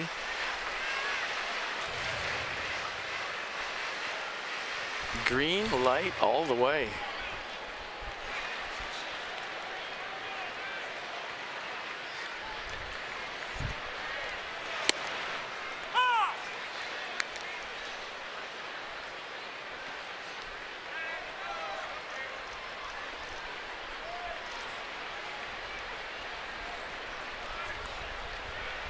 Lefty-lefty 3-1 pitch last night. Bryce Harper walks again, number 98. Mercedes-Benz will track it. Well, you don't want to swing this 3-1 even if it is close. It's a ground ball waiting to happen. He was looking for something bell tied. Leadoff man aboard. Tie ball game. Game on. Well, Pete McCannon to the mound here. He's going to take the ball from Adam Morgan, who had a very solid 6+ today. Nats didn't knock him around like they had in the past. He was good.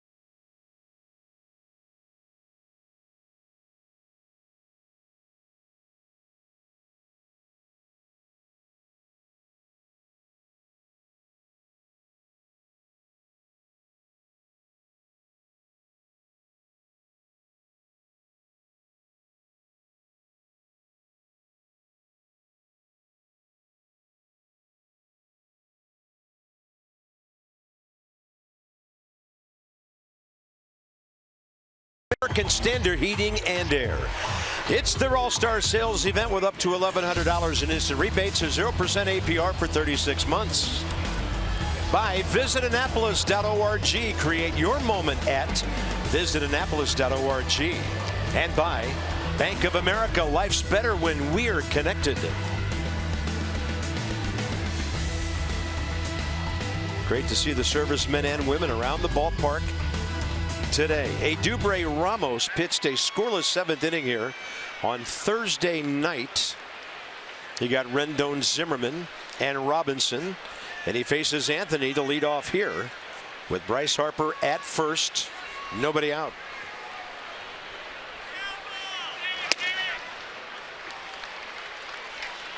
Got 2 pitches, fastball, slider. Fastball average is 95, slider 82. Very rare to throw a changeup, but the fastball's sneaky. Rendon hit a fly ball to center against him in that game.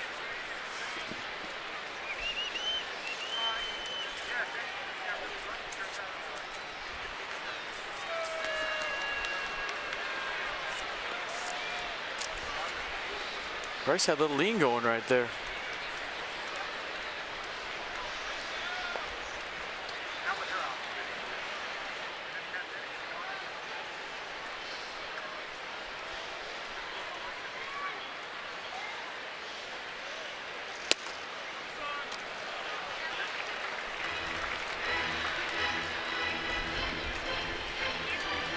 Commemorative basis, September 11th. Bryce on that bag for the 2nd time today. Picked off and caught stealing last time. That was after Rendon had lined out for the first out.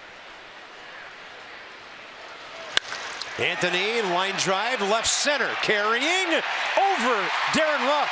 Hits the wall, stays in play. That allows Harper to go home, and the Nats lead 2-1.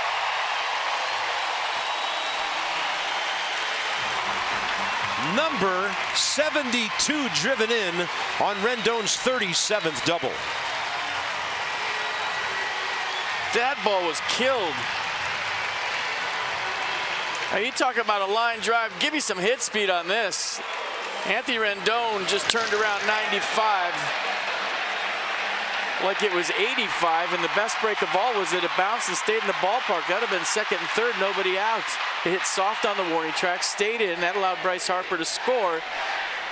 Do it, Tony Two Bags. Yeah, now another runner. Scoring position, nobody out. Ramos takes a strike.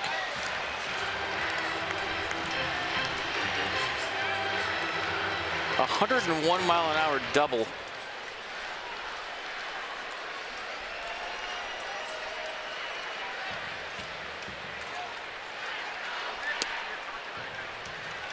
Pretty good pitch. Street's digging it. Beating the drum out there. Can he play a bagpipe? That's what I want to know.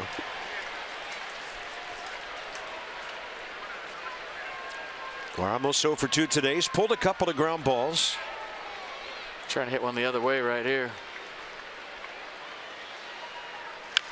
That's on his hands, and it hit him in the foot for a foul.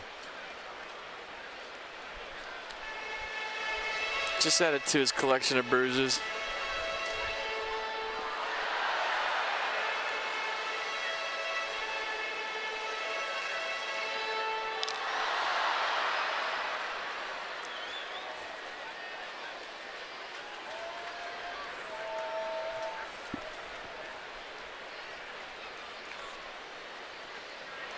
Way inside.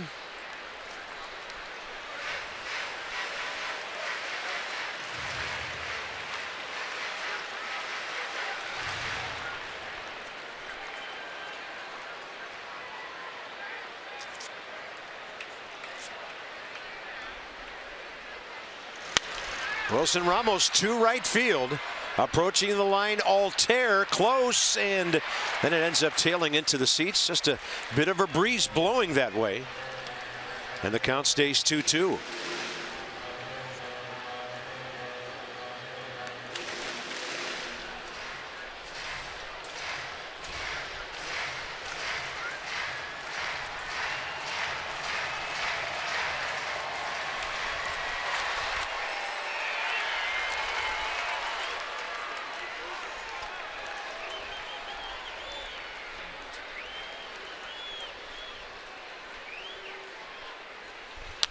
Ramos, right side. Good jump by Rendon. Easily gets to third. Productive out. With Ryan Zimmerman next. That's a great at-bat for the ball club. 2 strikes, you're still fighting to get the ball to the right side. That's team baseball at its best, folks. That's why the Nats are 26 games over 500. Little things like that maybe in the past they weren't as consistent as they should have been, have got the job done most times this year. Half swing, little tapper, you come back a hero because you move the runner to third with 2 strikes. Nicely done. So the infield in. It's been a frustrating series for Ryan. He could make some of that go away with RBI number 42 right here. Nats would love to have a 2-run lead into the last 2 innings. Now on the ball off the catcher's glove, they will get that 2-run lead. Rendon off and running. 3-1 Washington.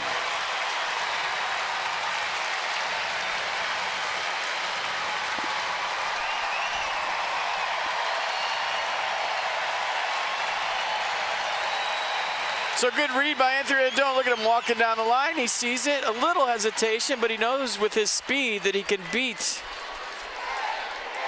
everybody to home plate. Check out the read, the slide, good hustle. Nice little trip around the bases for Anthony Rendon. On the pass ball, Nats lead by 2. Strike to Zimmerman, 1-1. Tip of the cap to Wilson Ramos, too, for making that happen, helping that happen. Coda Glover warming. Phillies have 8, 9, and 1 due up in the 8th. Ball 2.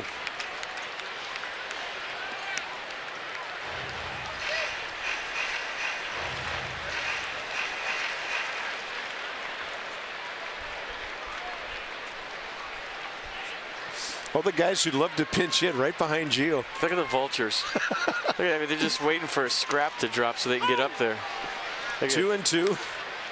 No, Gio, you're not hitting. But seriously, you have to be ready. Look at them, just like they're like the Seagulls in San Francisco, waiting for the game to end. So here comes Clint.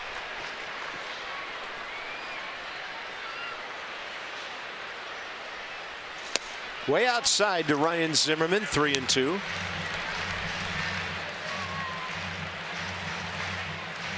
Not many hits today, but the Nationals, with a couple of doubles, have made great use of their 4 hits. Murphy and Rendon delivering.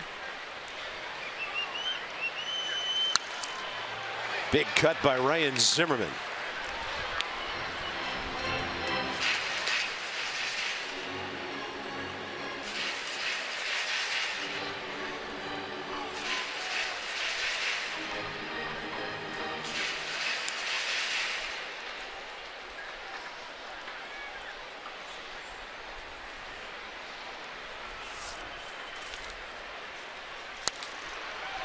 And the ball out of play, maybe over by the dugout, and just enough to hit the top.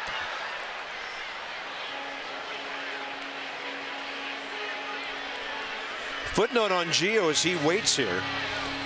It's his 4th time of the year, going 7 innings, and 2 of them against the Phillies.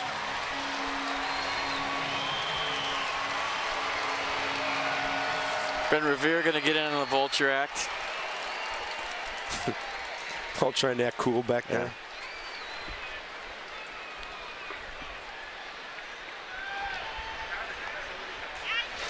Ryan Zimmerman on a pitch, diving down and in. 2 down. Danny Espinosa next.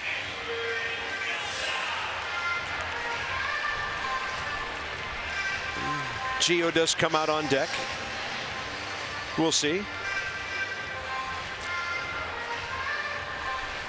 Danny 1 for 2 against Ramos. And looking for his first base hit of the day.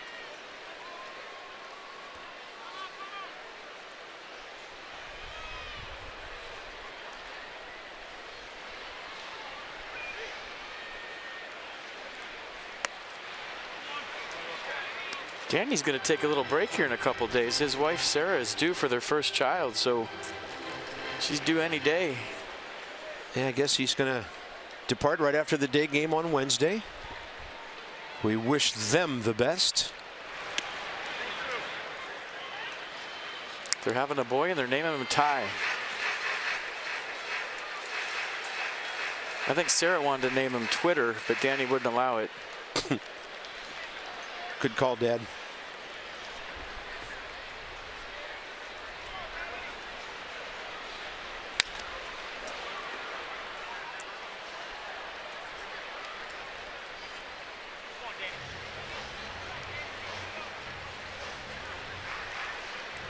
He's going back to California. They decided to have their first child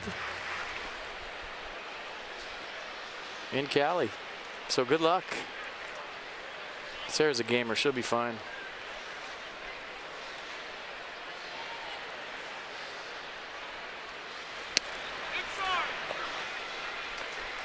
So he pulls it back, and it's 3-1.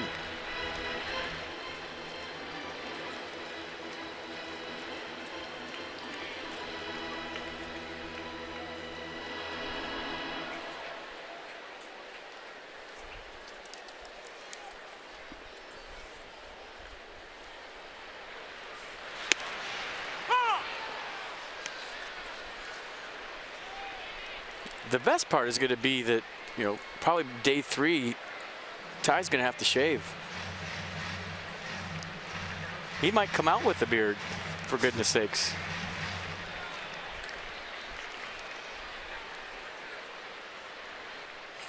Payoff pitch, Gio on deck.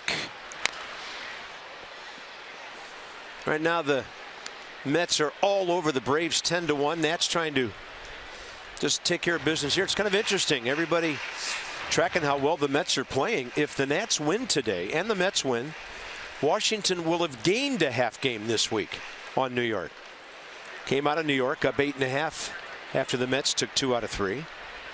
So that's what you call knocking some days off the calendar and taking care of business. 3-2. Ooh, my. We heard that one up here. Danny takes off running. What did it hit? Must have hit the bat of Espinosa. Took off thinking it was a fair ball. So evidently a 2-3 as Danny's shaking his arm. Hold on, you got to look at that. He's saying it hit him in the hand. He took off because he didn't want to be the umpire there and just stand there. That's a smart play by Danny. But if you can show that it hit his hand and not the bat, what do you got? A cutter coming right at him. Yeah, hit his hand. See his hand vibrate.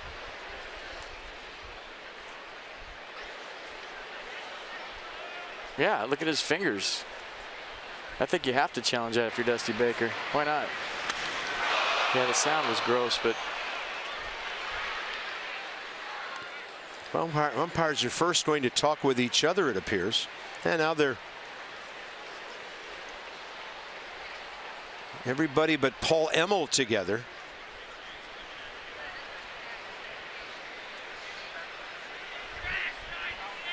Crew chief talking to Dusty here. Hit by pitches are challengeable, so they're going to challenge it. Good hustle, by the way. Look at Larry Vanover hustling over there. I like the effort. He jogged to Dusty, then jogged over the headsets. I like it. It's getaway day for the umps too, but I still like it. What do you got? I mean, I think that's pretty obvious, don't you?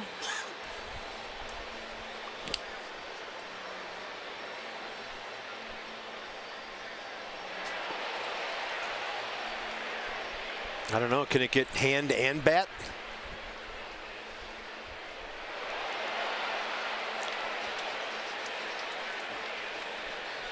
Umpires watching the video screen as they're on the headset to New York.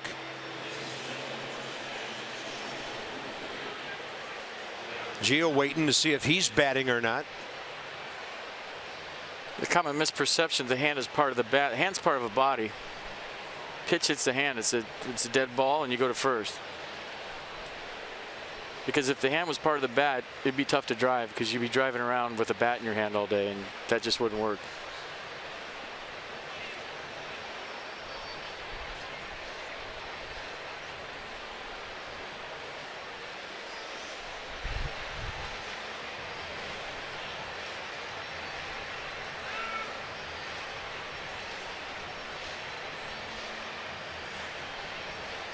I think it's close.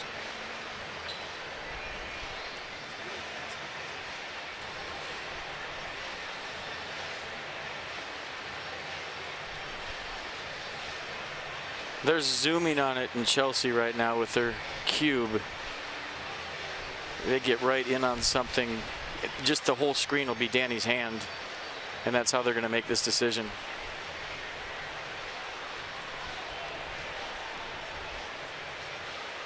Chris Siegel, home plate umpire. On the left, and Larry Vanover, the crew chief.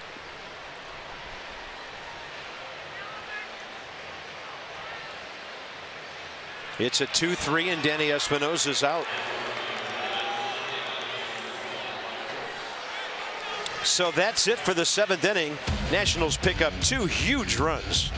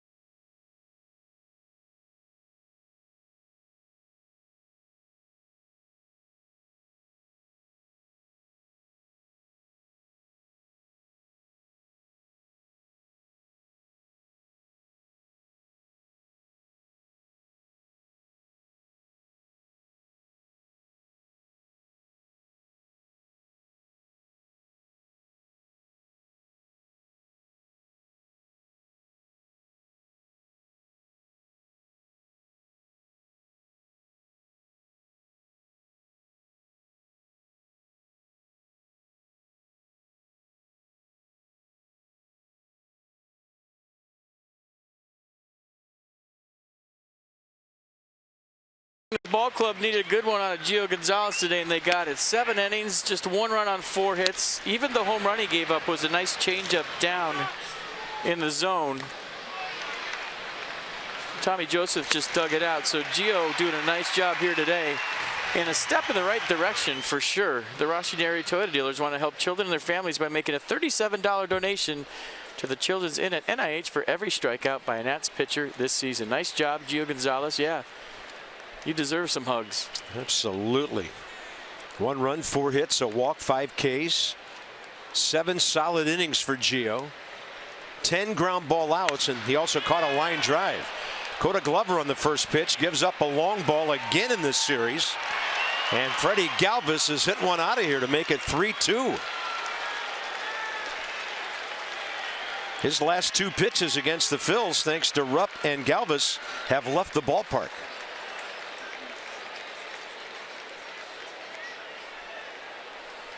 So greeted rudely by Freddie Galvis. He wanted that outside. He threw it down the middle.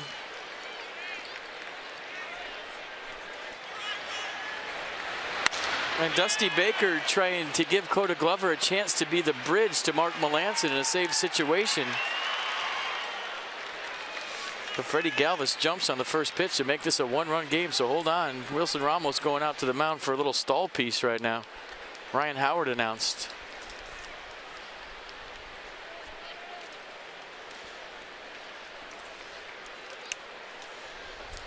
There's the arsenal for Coda. Fastball usually around 97 with a little sink to it. Slider curve change to complement it. I think Dusty's going to go get him.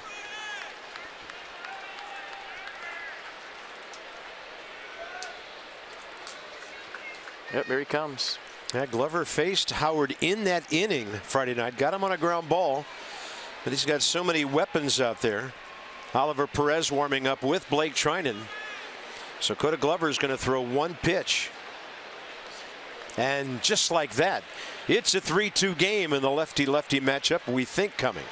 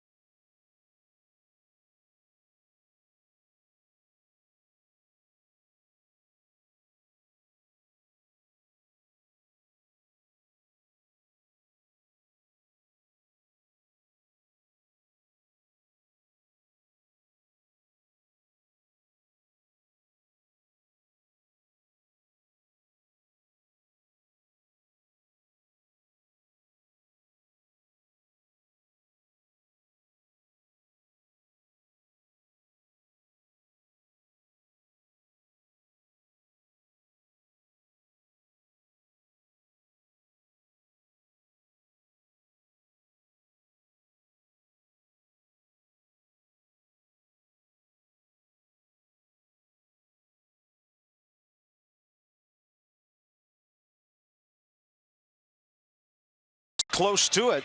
Looks like Ryan Howard's still going to hit as the Nats bring in Oliver Perez, 60th appearance, 37 innings, 36 hits, 41 Ks. A fastball 90-94, 3/4 delivery. All kinds of different deliveries, actually. Slider to go with it. Opponent's hitting 254. Lefties 231.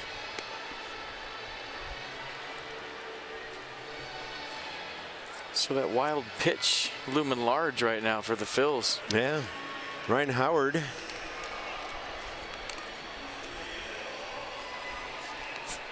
So there are his series numbers. 2 for 7, couple of RBIs. Actually a homer, 3 RBIs, that big 3-run shot the other night. And against Oliver Perez, 5 for 29 career.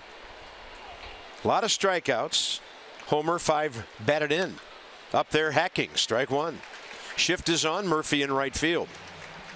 2 for 4 against Perez this year.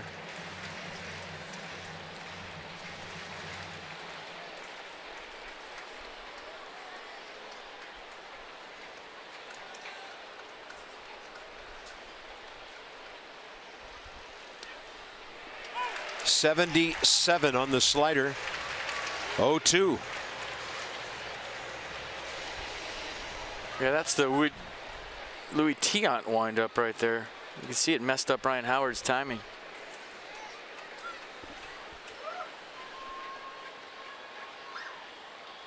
Going to go with it again, and Howard pops it up left side, out of play.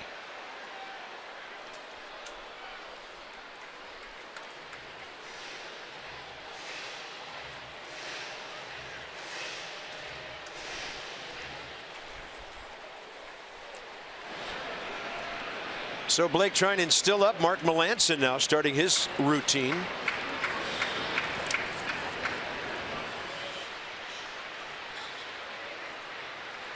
And the 0-2 struck him out with a breaking ball upstairs. I think Dusty Baker might want to turn around Cesar Hernandez. He's hitting 276 left-handed, 322 right-handed. We'll see if Dusty goes to Blake for the Phillies leadoff hitter. But first, a nice slider by Oliver Perez. And the 15th time he has struck out Ryan Howard. Yeah, Dusty looks like he's in the I'm coming to get the pitcher position in the dugout. Here he comes.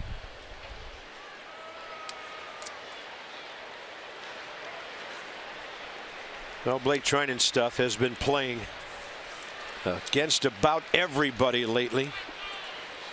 Get you updated on him as Dusty makes the pitching change. Top of the order, 3-2 game, 1 out, 8th inning.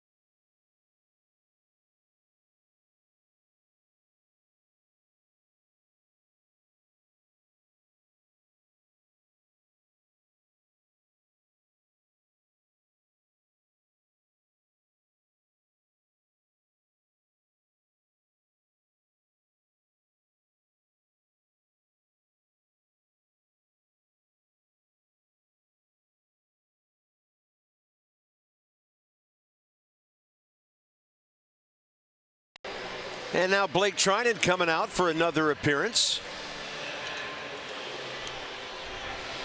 He's just been fantastic lately. 60 innings, only 44 hits, 55 Ks. They're hitting .219 against him. A two-seam fastball slider combo. Fastball's been hovering around 97 the last couple of Trinan appearances. Cesar Hernandez 0 for 2 against Blake on the season. And Blake continues to increase his career high 65th ball game now.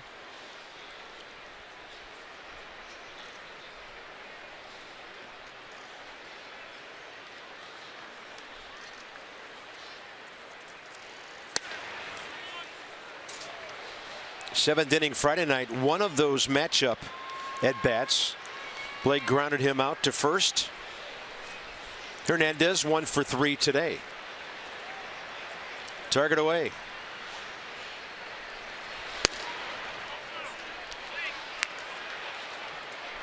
Well, you never want to walk anybody in a one-run game, but Hernandez is the big stolen base threat on the Phillies.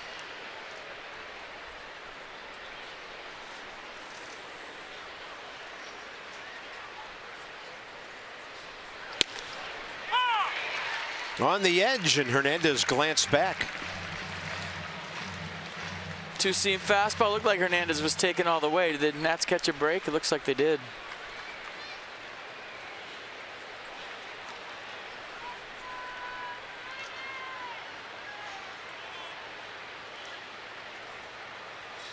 Two one, and now it's even.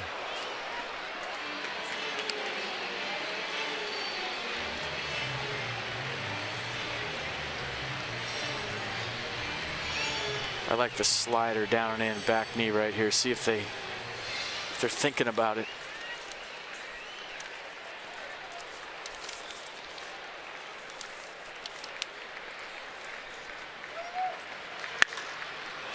Base hit to left on the mid-90s heater. Another good day for Cesar Hernandez. 2 for 4, 5 for 16 in the series.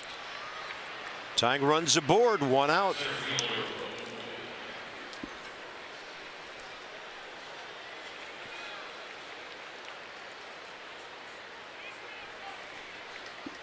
And now you got to keep him close and give Wilson Ramos a chance to throw him out.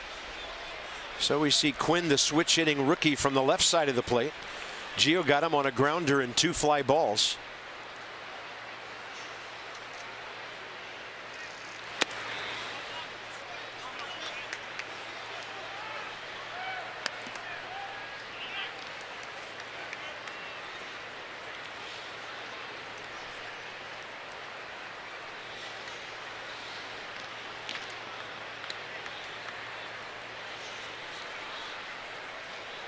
They've been caught 10 times, though, so it's not like it's an automatic stolen base. He got a good chance.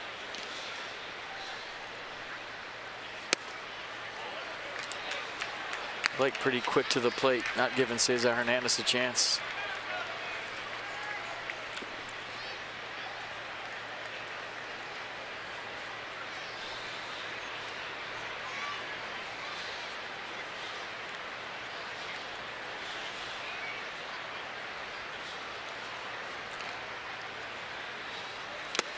Three and 0.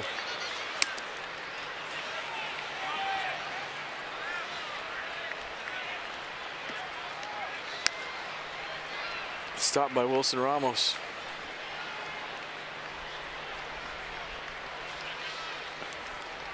Did it hit the umpire? It did. Nice stop by Chris Siegel. That's a big 90 feet that got saved on that. 3-0.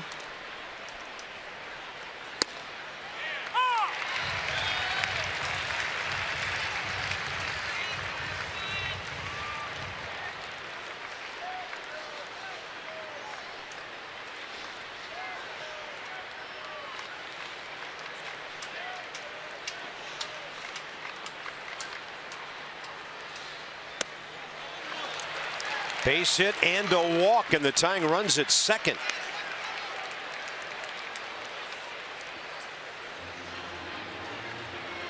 Mike Maddox, a quick trot to the hill with Andres Blanco coming up. Man, good speed everywhere for the Phillies right now. Hernandez, Quinn, Two guys that can fly.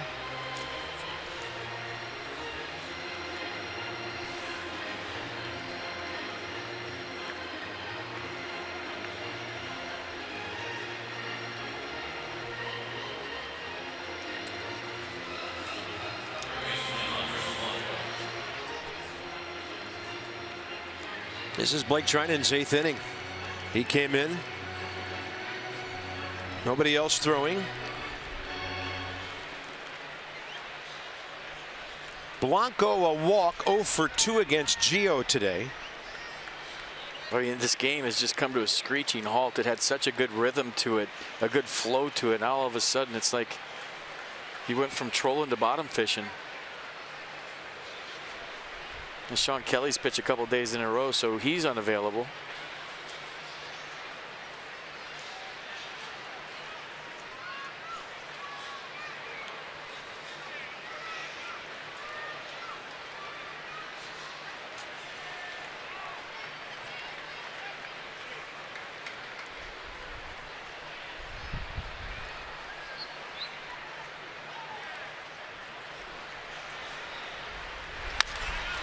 Rendon to the bag for 1. A throw for 2. Third double play of the day for the Nationals. And they've needed every one of them. Couldn't draw it up any better for the third baseman. Well, I like the way Anthony Rendon set himself after he scrambled for the bag. He didn't throw on the run sidearm. He knew he had time, and he made a perfect throw. A.J. Cole's digging it, so are we.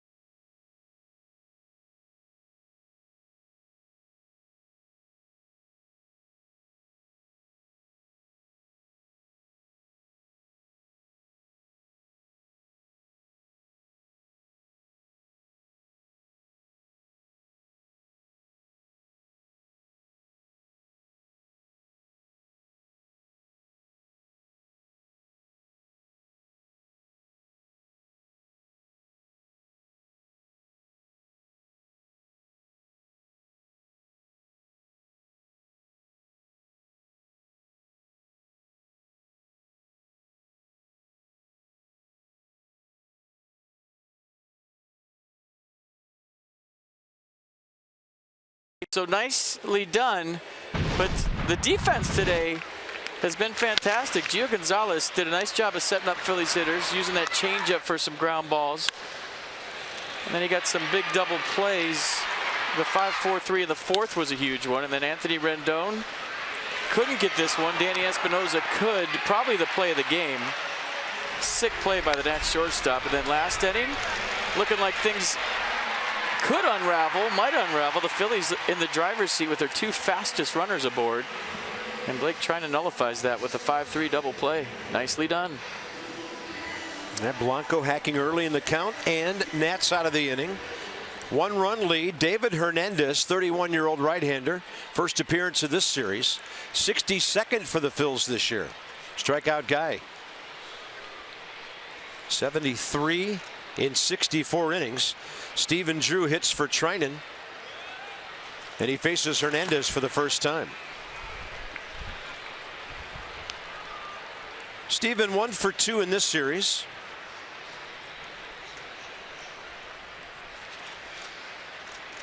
And Hernandez fastball, curveball change, fastball 94 on cue. Rarely throws a change, so pretty much fastball curve.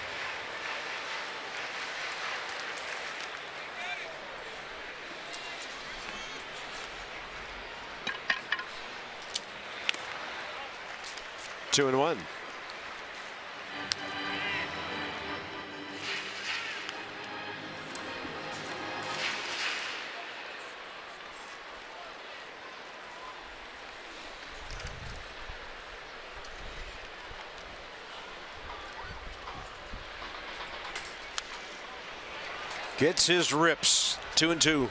Now Stephen's going to get some time when Danny leaves. Probably play shortstop a few games, Dusty was saying the other day.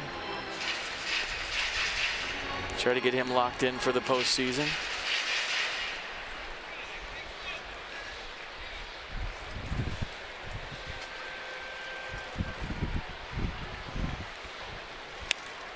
And a 2-2 and a sliver came off the bat there.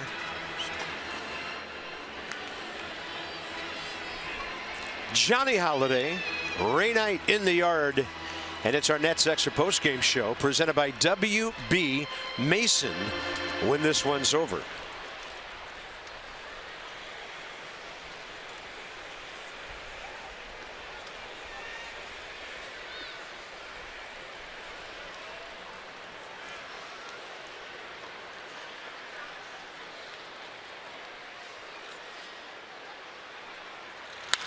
That ball ripped to his right. Hernandez having quite a day. Good at bat, hit it hard, nice play. That's all I could do as a pinch hitter, go up there, compete, and put the barrel on the baseball and hope for the best. Top of the order now, Trey Turner, 2 for 3 today. He will face Hernandez for the first time.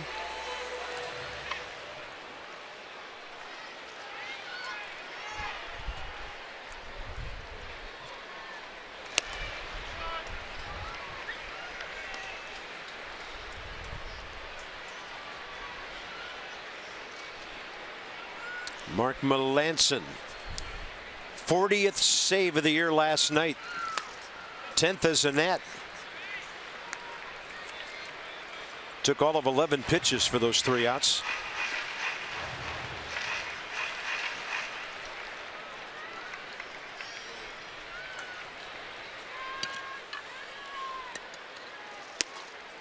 And ball 3 to Trey Turner. Walking him would not be good for the Phils here.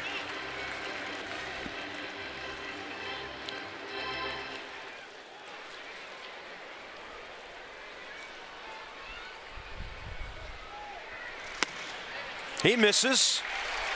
All right. 1 steal already today and 22 on the year for Turner.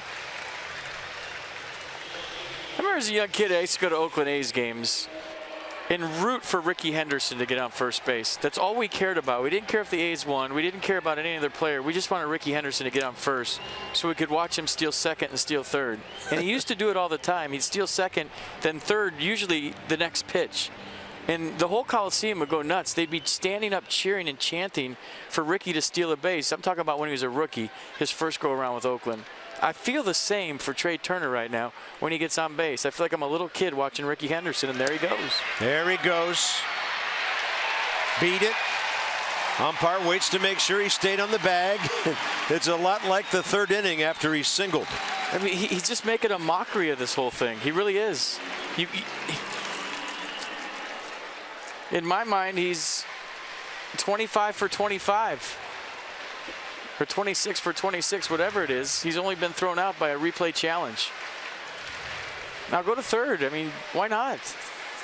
And he's smart about it too, Carp. It's not like he's just taking off and running all willy-nilly, like sure, with no game plan. I think Davey Lope's a big reason for that.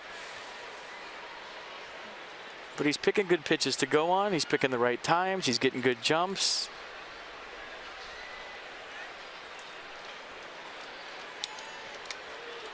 I mean, just another day at the office. 2 hits, 2 steals, a walk. Yeah, and like you've said often, this happening while everybody knows he's going. Worth to the left side. Turner will have to hold. 2 outs. So first base open. Pete Buchanan's going to go to a lefty here.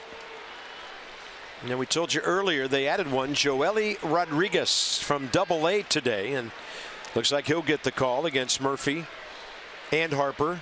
Murphy or Harper. Bottom of the 8th.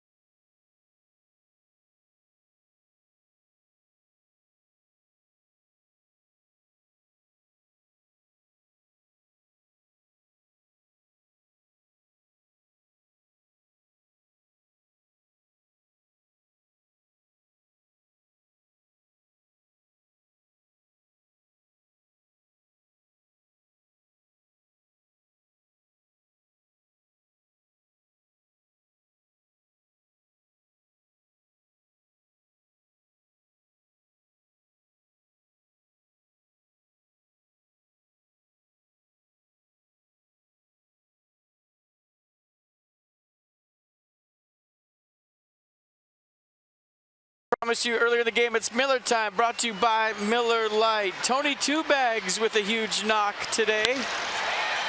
Bryce Harper led off the 7th with a walk, and Anthony Rendon hit one in the gap. It stayed in the ballpark, and that allowed Bob Henley to send a hustling Bryce Harper all the way from first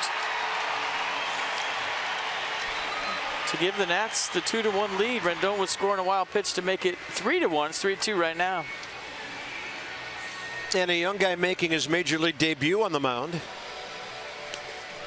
as Rendon, one of those doubles guys. This is Joely Rodriguez, 24 years of age, from Santo Domingo. Pitched at 3 different levels for the Phillies this year: A Clearwater, AA Reading, AAA Lehigh Valley, a total of 53 ball games. And here he is in the big leagues against Daniel Murphy.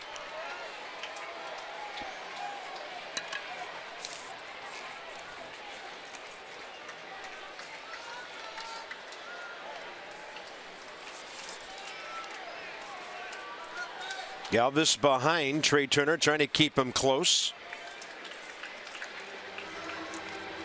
Yeah, Daniel Murphy flying blind right now. He has no idea what this guy has other than looking on a sheet of paper.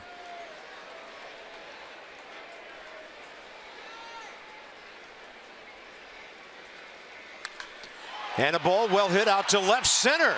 Quinn going back under it, and Murphy hits it 380 to no avail. We're going to the 9th. Phils have battled the Nats in this yard all year. Another 1-run game. Melanson due.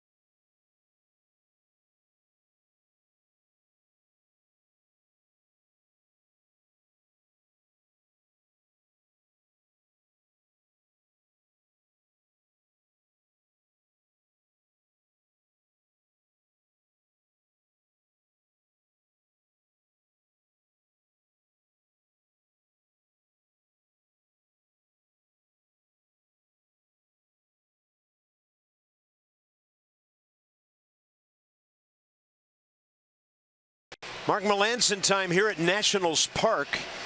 A 1-2-3 ninth last night against Rupp, Galvis, and Borges. It's Ruff, as in Darren Ruff. Tommy Joseph and A.J. Ellis due up today. 66th appearance for Mark. League hitting .211 against him. Fastball, cutter, curveball combination. Knuckle curve was a little off last night. First time I've seen that from Mark. And, you know, some nights you'll have a feel for it, some nights you won't. Got it done with the cutter. Got his 40th save last night. And there's the Major League save leaders. Same as Zach Britton, the unhittable one from the Orioles.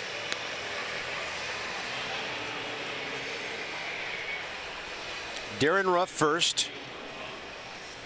0 for 5 against Melanson. But it looks like it'll be Odubel Herrera hitting for him. So they'll go lefty against the right-hander here. Herrera 1 for 3 with a homer against Mark.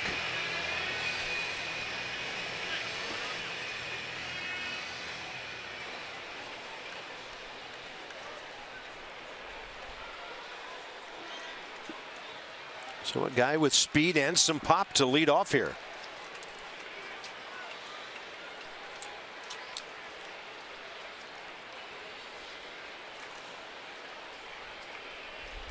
Herrera in the series 1 for 9, hit by a pitch. As a rule, he makes you throw strikes.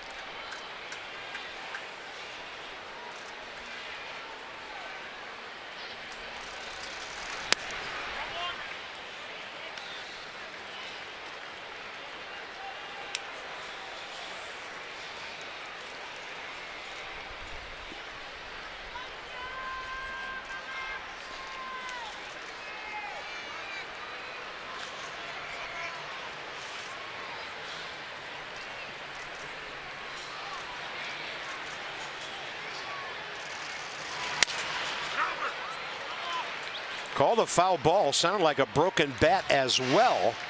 And the count 1-1. Bat did not die a hero right there on that cutter. I'm telling you, man, that is no fun to hit the Mark Melancon cutter.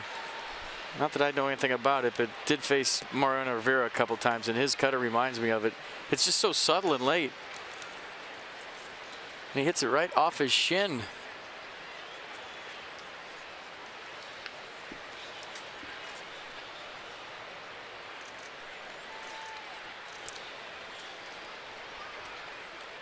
And he got hit by a pitch the other night, Friday. Had to come out of the game after Tanner Roark hit him with a slider on his flush on his leg. And here's a 1-1 in the 9th inning 2 days later. Working in there again, 1-2. Stay in there. Don't even mess around with anything else. If he's going to swing at that, keep pounding them. I'm sure they will. Tommy Joseph, home run last time.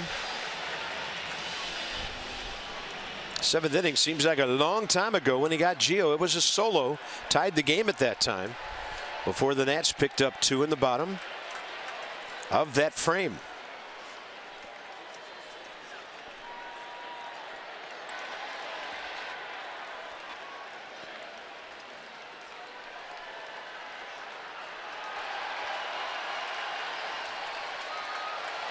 One-two, swing and a miss. I mean, that is just really rough on a left-handed batter. This is just filth and muck right here. Watch this. Here's the filth and here's the muck. Look at the swing by a really good hitter. I'll tell you the movement on the Melancon cutter. I mean, there's no way he's getting to that. I mean, that's an emergency hack. So Melancon's given up 2 home runs this year. 1 to Herrera and 1 to that guy. I waited till Herrera was done to tell you. Yeah, one of the more memorable Murphy homers of the year. Tommy Joseph 1 for 3. The Navy's doing the wave. Go figure. Why shouldn't they? Exactly. And I am not going to tell them they can't. They can do whatever they want. 1-0 pitch. On the edge to even things up.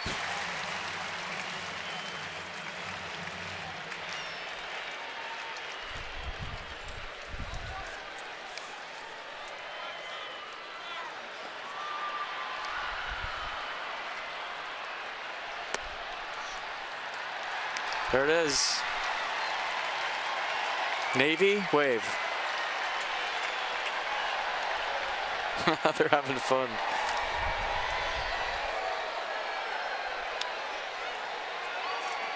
Two balls and a strike to Joseph. Strike 2. 91 right on the edge. Oh, that's a good frame. Whew.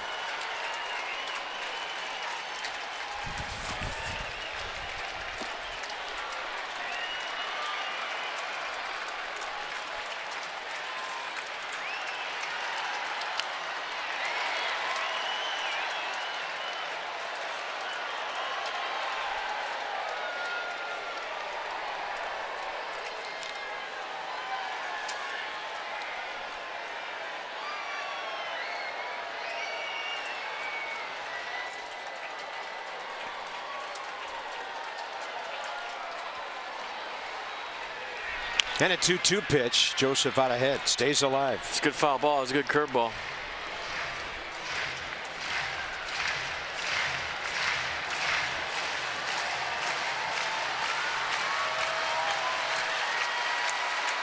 So there's Michael Franco on deck. A.J. Ellis, the catcher, would be hit for there.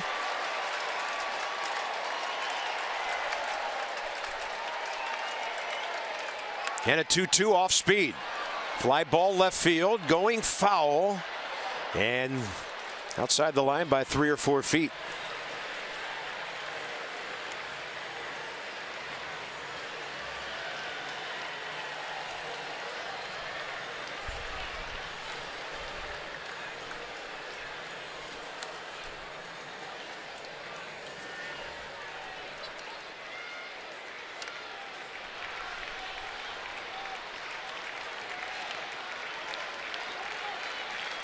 See the sequence mainly away. I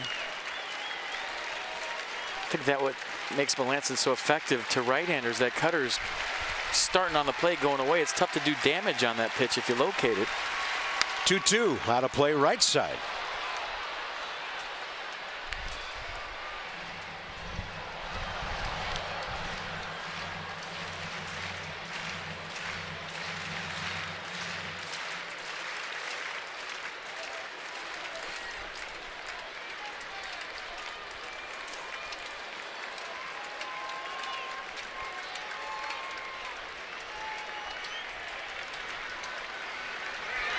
Swing and a miss. 2 down in a 1-run game. That is so devastating. I mean, there's so much late movement on this. Yeah, it's 92, 91, whatever. You're probably not going to see it at this end. Well, you kind of did. But that ball just took off at the very end. That was one of the more nasty cutters he's thrown, and everybody on their feet. 31,805. They've seen quite a ball game today. Tight because of the starting pitching, and now tight right at the end. Franco, a lot of power here.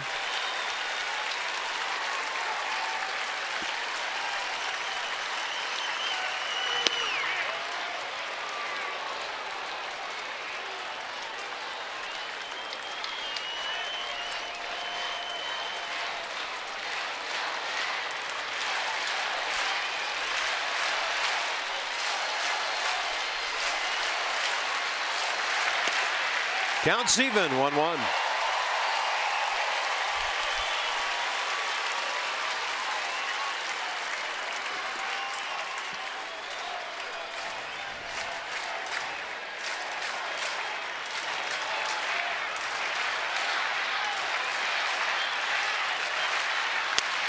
Base hit right field, right off the end of the bat. Tying runs aboard.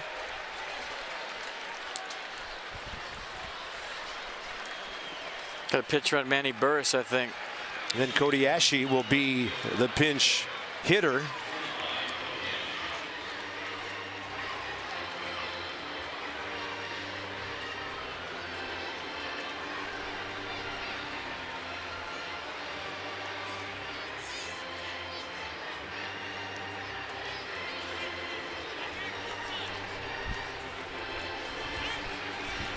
So DC native Manny Burris, who can fly, will be at first base. 1 stolen base, hasn't been caught. 33 games this year.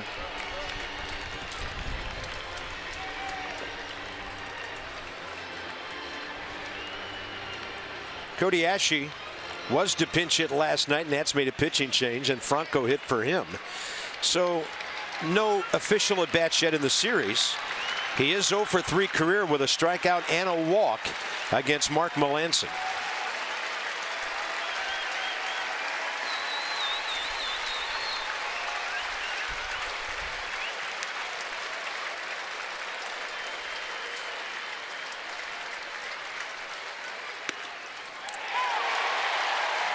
Yeah, Melanson is tough to run on. He's just too fast to play. Burris is pinch running, you'd think, just in case something's down the line or in a gap. And he's not the type of base stealer that you would think about ending the game with potentially on a throw him out. Bryce Harper, the shallowest of the 3 outfielders. 0-1 pitch, a foul. Nats 1 strike away from taking 3 out of 4.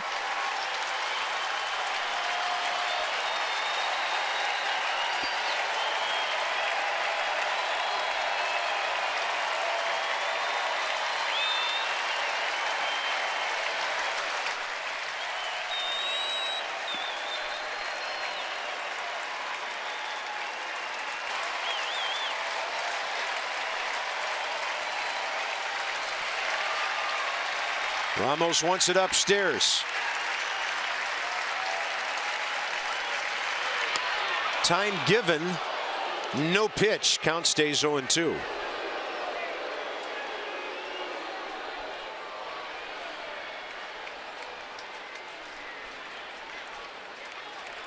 you throw the same pitch, or you drop the curveball after you just showed him what you're going to do?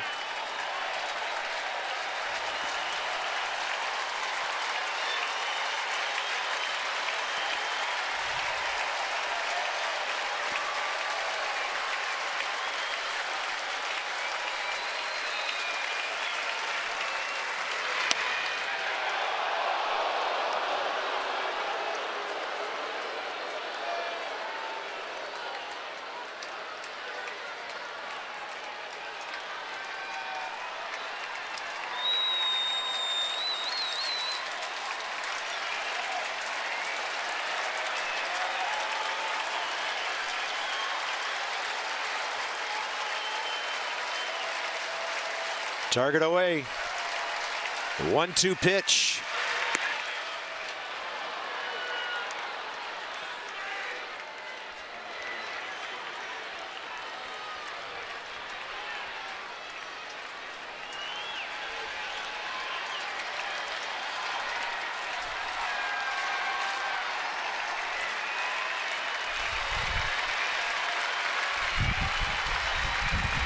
Their hats off. They want strike 3 and a win.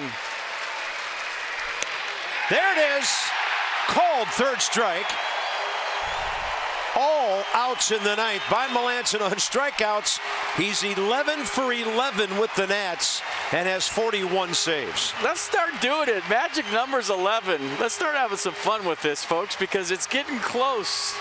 It's happening. It's really happening. And the Nats hold on to give Gio his 11th win of the year.